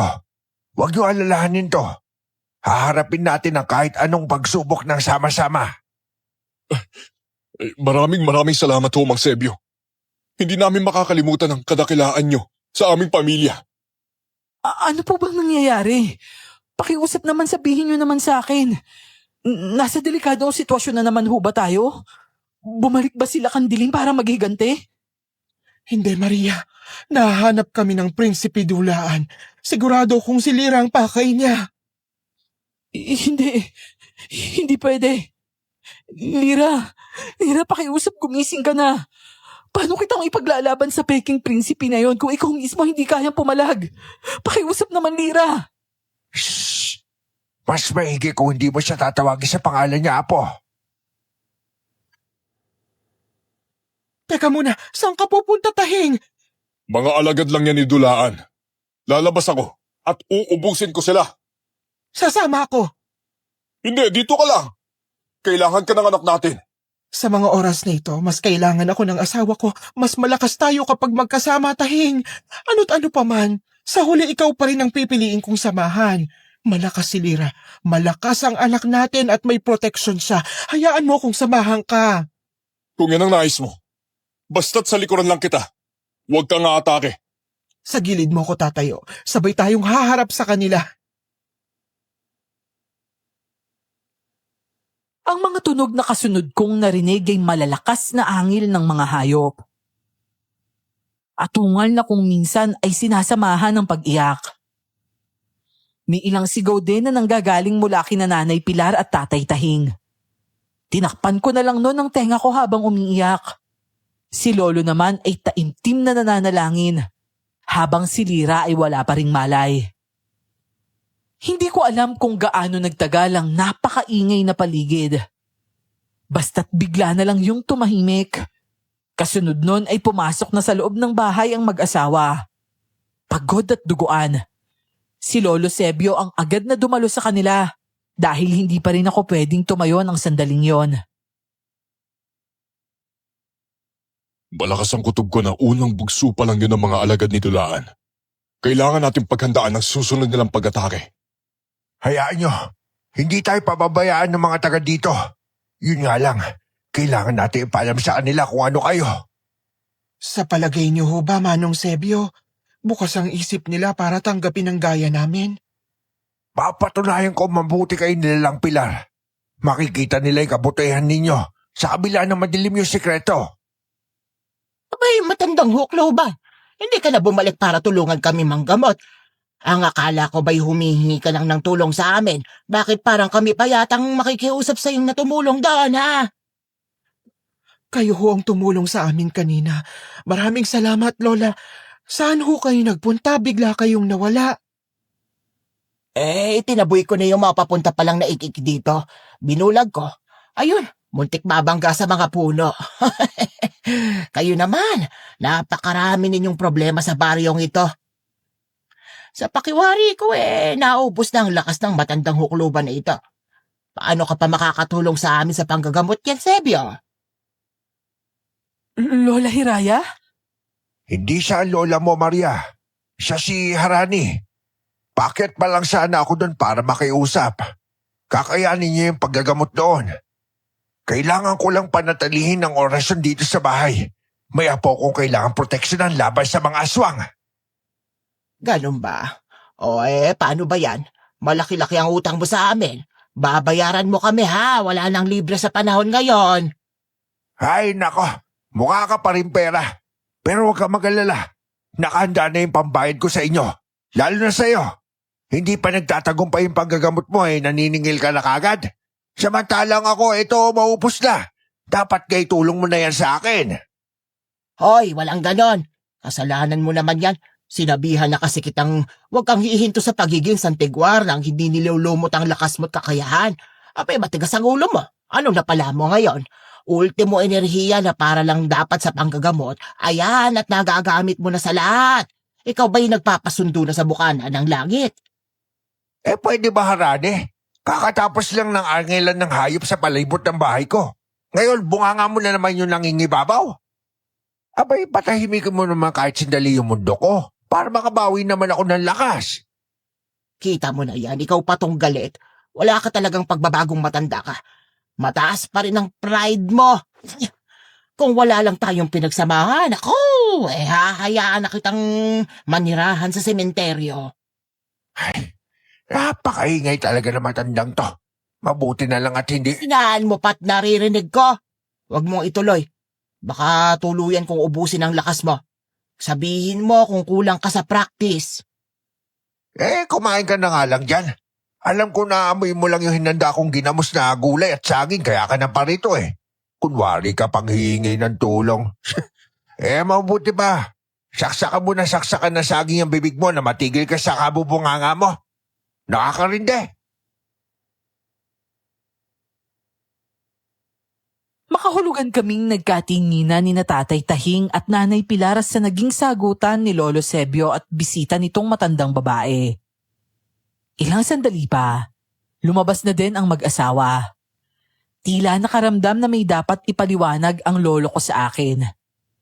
Noon ko lang kasi nakita yung matandang babae, pero ang akala ko ay nabuhay ang Lola Hiraya ko. Magkamukha kasi sila. Papatayo na sana si Lolo mula sa pagkakaupo sa higaan namin ni Lira nang pigilan ko siya. Tingin ko pa lang ay alam niya nang may kailangan siyang ipaliwanag sa akin. Nang bumuntong hininga siya, inayos ko ang sarili. Hinanda ang tenga sa kwentong ni minsan, hindi niya nagawang banggitin sa akin.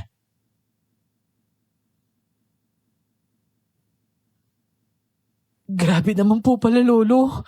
Buong buhay niyo, natiis niyo po yun. Ngayon, naiintindihan ko na kung bakit kaswal lang kayo ni Lola Hiraya. Buong buhay niyo palang pinagsisihan yung isang gabing pagkakamali ninyo. Grabe talaga, no? At si Lola Harani, hindi na rin po nag-asawa? Bale, tinupad niya lang yung sinabi niyang hindi siya mag-aasawa. Kung hindi kami magkakatuluyan, kasalanan ko ang lahat. Naging miserable silang dalawa dahil sa akin. Ay, bakit hindi niyo po kinuwento sa akin yung tungkol dito, Lo? Kahit nung nawala na si Lola. Kasi, kahit papaano naman minahal ko yung Lola Hiraya mo kalaunan Nga lang, alam namin parehas na hindi yun tulad ng pagmamahal ko kay Harani. Grabe din po pala yung kwentong buhay pag-ibig mo, Lolo. Pero bilib din po ako sa'yo dahil nanindigan ka sa tama. Yun nga lang, may isang buhay yung naapektuhan. Sana ayos lang si Lola Harani, no? Ayos lang yan. Tignan mo naman at parang nanay ko kung manermon sa akin, di ba? Sa palagay ko naman mahal pa din kayo ni Lola Harani, Lolo Malay nyo naman, ito na yung tamang pagkakataon para sa inyo. Ay, nako. Ayoko na umasa po. Panahon lang ang makakapagsabi niyan. Sa ngayon magpakalakas kayo at hindi nating alam yung mga paparating dito.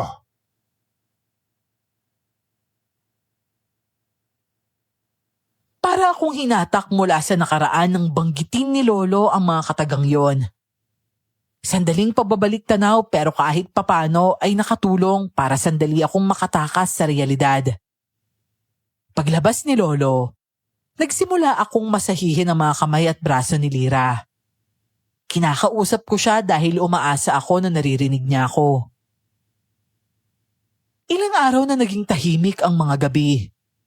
Ikatlong araw nang magdilat ng mga mata niya si Lira. Pero hindi ko inaasahan na kakaibang Lira ang bubungad sa akin. Nalilisik ang mga mata at kulang na lang ay maglaway pa habang nakatingin ng matiim sa akin. Habang umaatras ako sa kawayang papag, siya naman ay parang asong unti-unting lumalapit sa akin.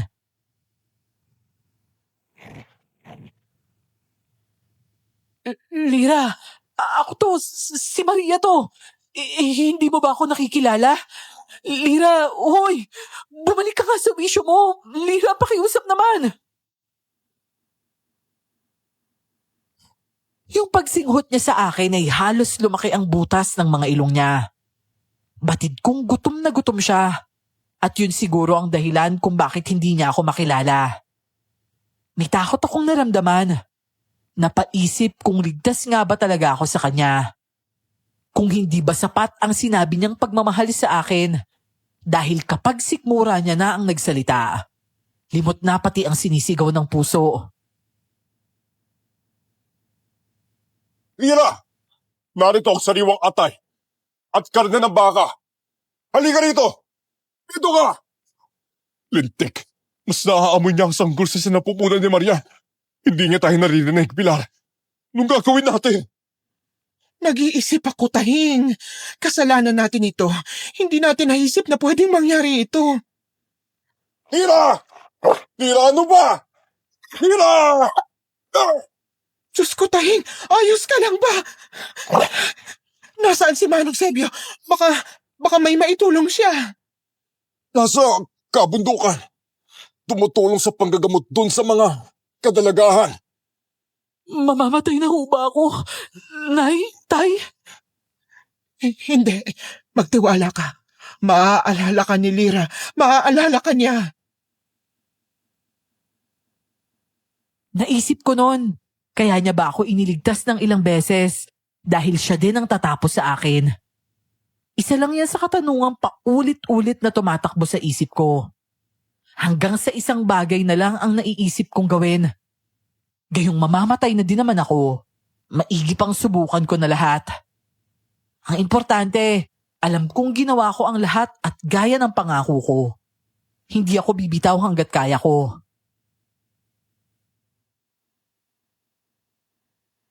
Tingnan mo ako, Yael! Ako to, Yael, si Maria! Pilitin mo akong alalahanin pakiusap.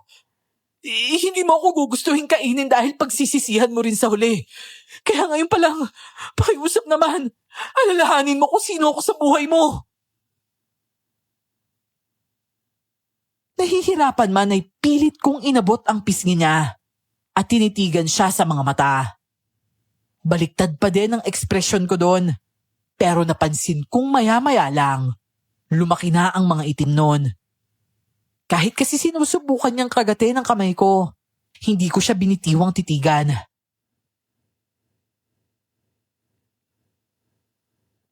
Maria?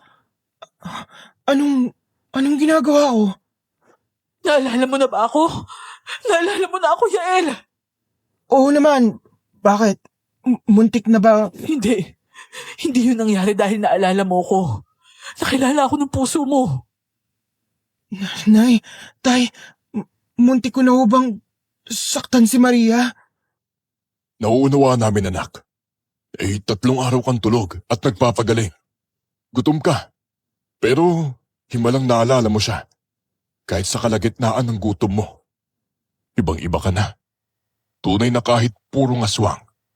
Nagagawang baguhin ng pag-ibig. Patawad, Maria, patawarin mo ko. Huwag mo nang isipin yun, ha? Ang importante, nakabalik ka na. Ang mabuti pa, kumain ka na. O, sige na, naihanda na ni Nanay Pilar yung pagkain mo.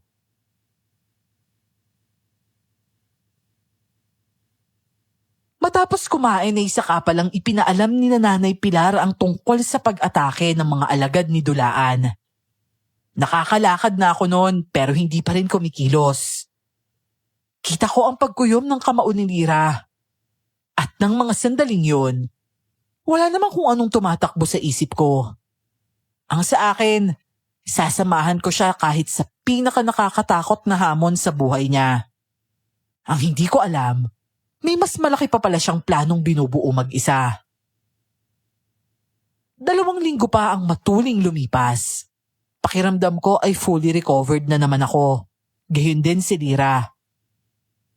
Ang buong akala namin ay tumigil na si Dulaan sa pagpapadala ng mga alagad niya. Napatay kasi ni Tatay Tahing at Nanay Pilar ang karamihan sa naunang alagad nito. Tahimik ang mga nagdaang gabi. Payapa yun. Nagkaroon pa ng selebrasyon dahil maging yung mga kadalagahang binihag nila kandilim. Tuluyan na ding nagamot ni na Lolo at ng mga albularyong tumulong sa kanya. Ang buong baryo ay nagdala ng kung ano-anong handa para sa amin at sa mga albularyo. Nagpakasaya ng gabing yon At hindi ko maiwasang mapahiling na sana hindi na yun matapos pa.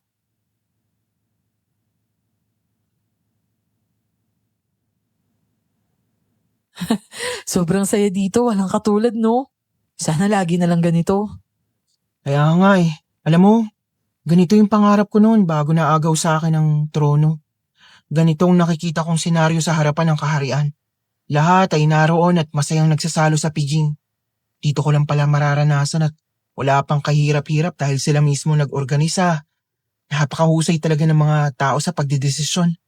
Nakakaingit ang pagiging kontento nyo at simple. Pwede ka namang maging gaya namin eh. Ayan nga oh, tinanggap naman nila kayo. Tingnan mo, espesyal yung handa para sa pamilya nyo. Isa yan sa senyales na welcome kayo dito. Nakakataba ng puso. Hindi to mangyayari lahat. Hindi dahil sa inyo ni Lolo Sebio. Maria, gusto kong ingatan mong sarili mo at si baby ah. Oo naman no. Teka nga muna. Ano bang ibig mong sabihin? Bakit naman parang kang nagpapaalam? Kailangan kong salubungin ang grupo ni na Dulaan. Ramdam kong may pinaplano silang mas malaki at mas madugong resback sa papalapit na kabilugan ng buwan. Ayokong madamay ang lahat dito. Napamahal na sa akin ang lugar na to eh. Kakarguhin ko kapag maraming inosenteng buhay ang nadamay. Pero posible kang mapahamak, Lira. Bakit hindi mo sila hayaang tulungan ka? Di ba sabi mo, mahusay kami sa pagdidesisyon? Hindi lang kami mahusay sa pag-oorganisa ng kasiyahan. Magaling din kaming bumuo ng plano. At kapag nagkaisa kami, walang alagad ng kasamaan ang magtatagumpay. Pero paano kung may mga mapahamak? Kung may mamatay? Gera na tong matuturing, Lira. Normal lang na may buhay na magsasakripisyo. At yun ang ayokong mangyari, Maria. Ako lang naman ang kailangan nila eh. Bakit kailangan may masayang na buhay? Ayoko ng ganun. Sana maintindihan mo. O sige, ganito na lang. Hahanap ako ng mga gustong sumama sa'yo para tulungan ka. Yung mga handang magboluntaryo. At sa ganung paraan, hindi mo kailangang magilty sa mga inosenteng madadamay. Dahil mga bihasa lang sa pakikipaglaban ng sasama sa'yo. Maraming salamat sa lahat ng to, Maria. Sige, kung saan ka magiging kampante, magtitiwala ako. Basta't pagkatiwalaan mo sila, hindi ka nila pababayaan. Halika na, doon tayo sa gitna. Ako nang bahalang magsalita at kumausap sa lahat.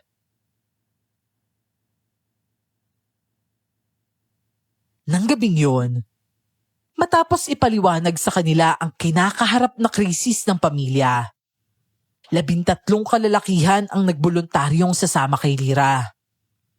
Habang ang ilang albularyo at santigwar na naroon, nagpresenta din gagawa ng pangontra para sa mga sasama. Nangako din silang puprotektahan ang buong nayon at magbabantay sa kabilugan ng buwan.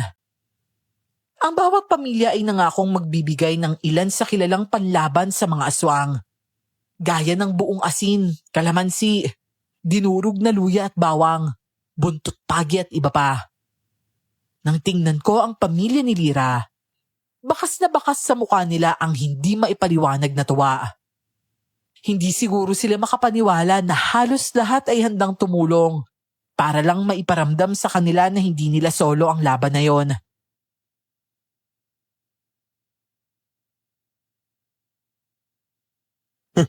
Hindi ako makapaniwala, Maria. Maraming salamat sa inyo. Ikaw na bata ka. Hindi ko na mabilang kung ilang beses ka na nagpasalamat sa amin simula nang dumating kayo dito. Nagpapasalamat na yung tao, ayaw mo pa? Ano bang utak meron ka, Sebio? Ganyan lang ho talaga kami, Mang Sebio. Sa dinami-rami ng mga taong mapanghusga, napunta kami sa tulad ninyo. Hindi lang kayo. Pati buong nayon dito ay naimpluwensyahan ninyo ng kabutihan. Ano man ho ang mangyari sa mga susunod na araw, gusto kong tandaan ninyo na hindi namin kayo makakalimutan. Bilang isang prinsipe ng mga nilalang na tinuturing niyong kalaban, ngayon ko lubos na nauunawaang may hindi lang talaga pagkakaunawaan sa pagitan natin eh. May mga mabubuti din ho kasi sa lahi namin. Sa palagay mo ba hindi namin alam yun, Iho? Bilang mga tagatugis ng aswang at mga engkanto, batid naming may kabutihan sa bawat nilalang. Mapaalagad man yan ng dilim. Hanggat hindi si Satanas ang kaharap namin, naniniwala kaming meron at merong kabutihang taglay. Pero kung wala na talaga, wala na tayong magagawa kundi ang puksain na. Maswerte ho kami na mga tulad nyo ang nakasalabuhan namin. Pangako ho, kapag maayos na natapos ang problemang to, habang buhay naming puprotektahan ang lugar na to.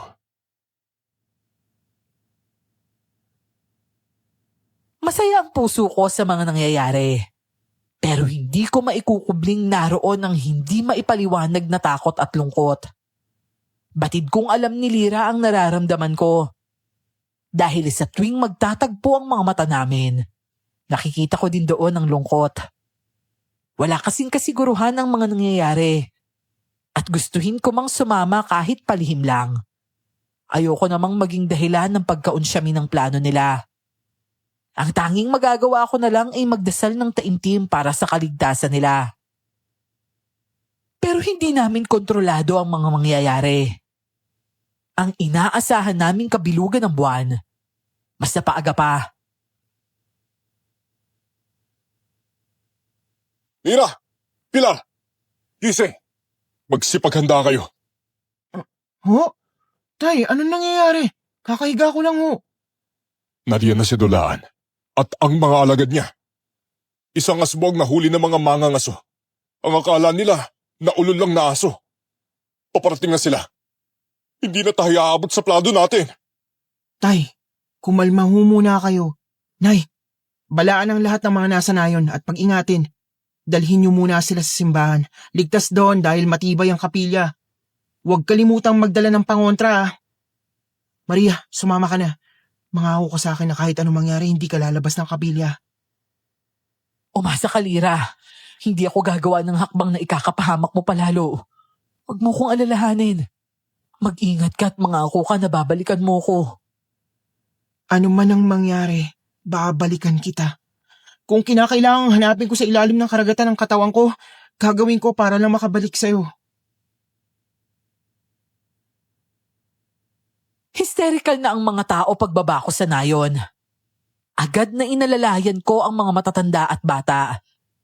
At nang masigurong nasa loob na ng kapilya ang lahat, nagsimula na din kaming magdasal ng sabay-sabay. Habang ang mga albularyo at santigwar ay nasa katapat lang ng malaking kubo. Doon ay sama-sama silang bumabanggit ng orasyon para protektahan kaming lahat sa panganib na dala ng mga grupo ng aswang. Pero hindi ko magawang mag-focus sa kalagitnaan ng pagdarasal. Tinatalo ako ng matinding takot na baka mapahamak ang isa sa pamilya ko.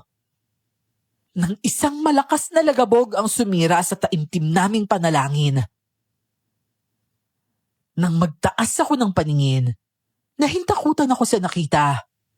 Sa lamesa sa gitna ng altar, isang lalaki na nakakapang itim ang nakatayo doon at nakangising pinapanood kami. Pagtingala ko naman ay napasinghap ako.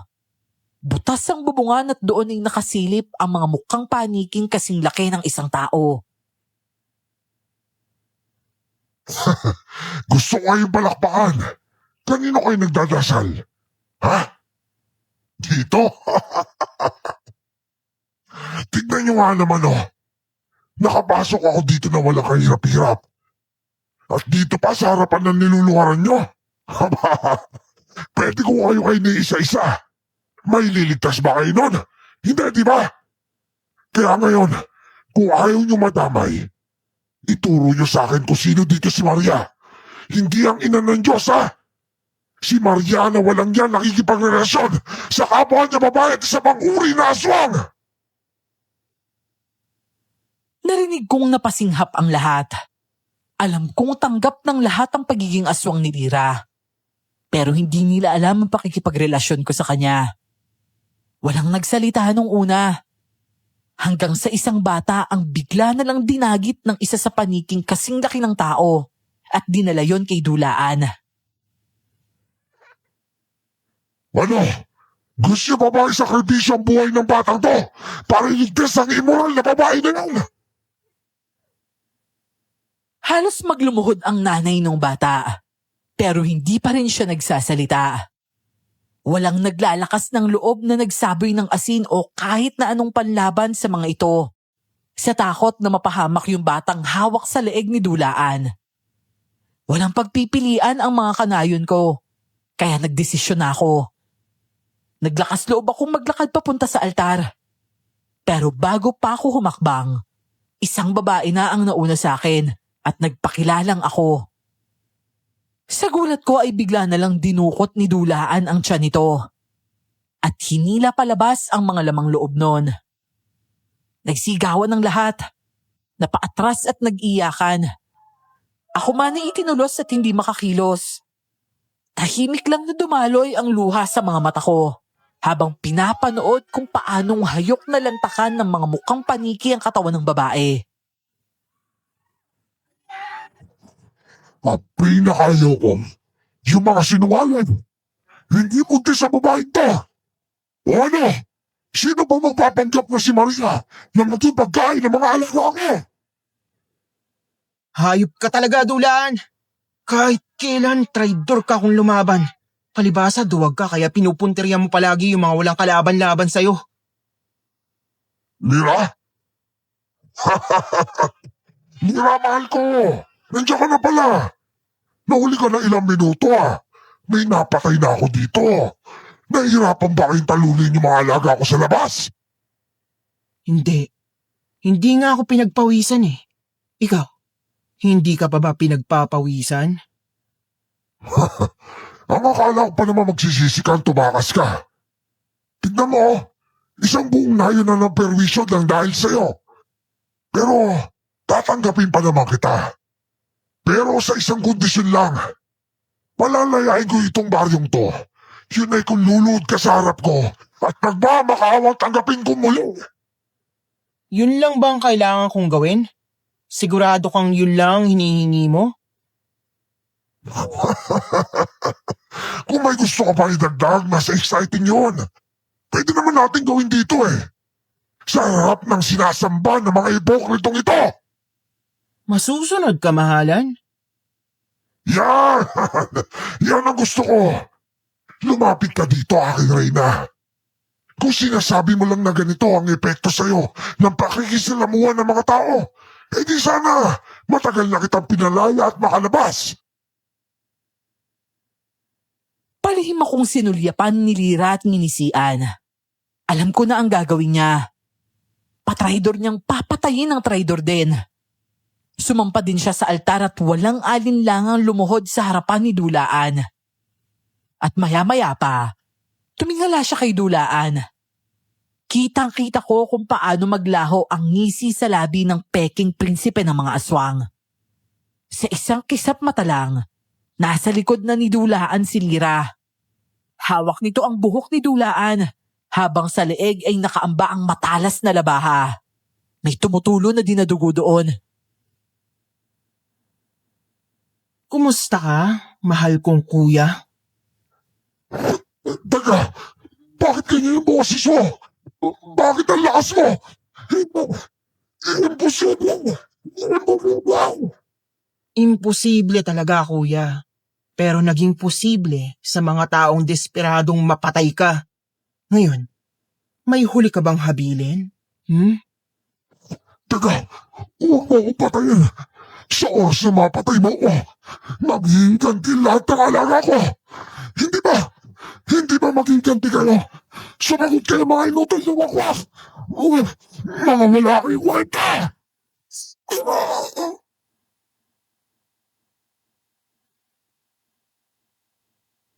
Ang inaasahang madugong engkwentro sa pagitan nila, naging napakabilis lang. Tulala kaming lahat ng itaas na nilira ang pugot na ulo ng kanyang kapatid. Gumagalaw pa ang mga mata nun at nagsasalita pa din ng kung ano-ano. Natapos lang ang pag-iingay nun ng tuluyan ng ilublob ni Lira ang pugot na ulo sa isang balding holy water na inihanda din ng parokya. Umusok yon ng napakabaho habang ang ilang nilalang na naroon, kusang nagsiyukod ng dumaan si Lira. Pagkatapos, kusa na ding nagsialisan. Makalipas naman ang 6 na buwan. Lolo! Lo! Aray ko po!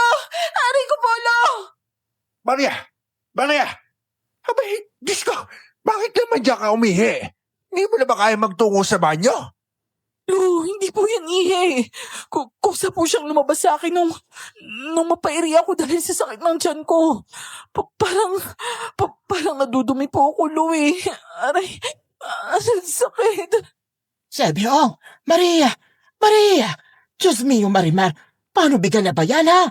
Anong nararamdaman mo, Maria? Natatay ka na ba? Oo, Lola.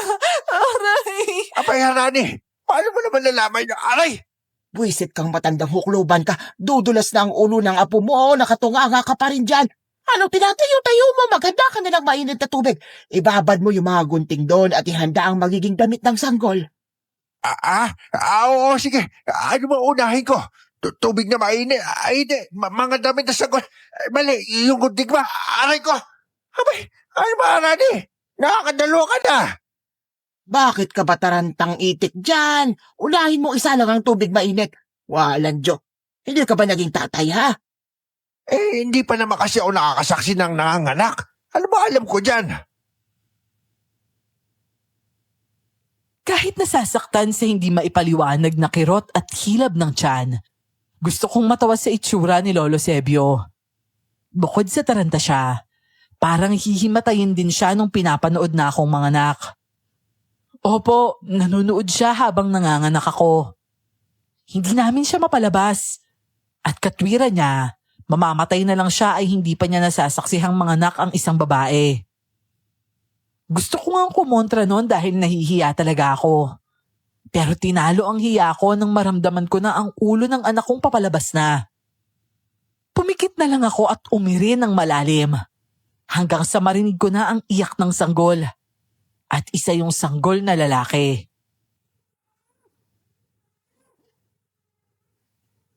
Lola? Nasaan ako si Lolo? Ayan, nasa lapag. Walang malay. Oh? Bakit ho? Okay lang po ba siya? Wag mong alalahanin ang lolo mo. Matigas ang ulo niyan. Hindi niya kinaya nung nakitang papalabas ng anak mo. Akala yata'y mamamatay ka na sa tagal ng pag-iri mo.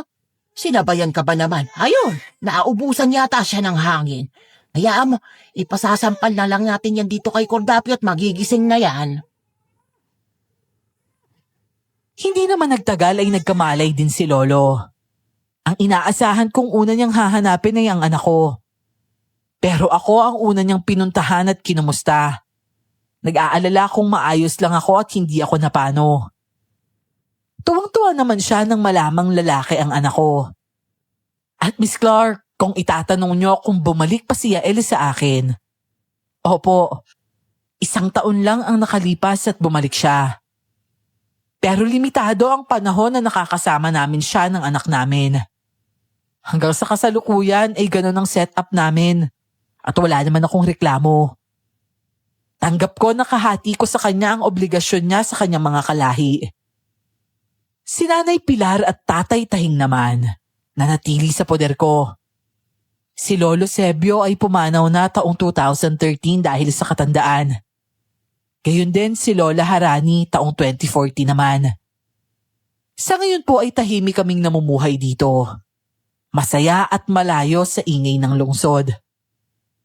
Hanggang dito na lamang po ang aking kwento, Miss Clar. Naway nasiyahan ng inyong mga tagapakinig. Maraming salamat po sa pagbibigay buhay nitong aking kwento. Isang buong nayon po kaming nakaabang na maiere mo ito. Maraming salamat po muli sa inyo at mabuhay po kayo.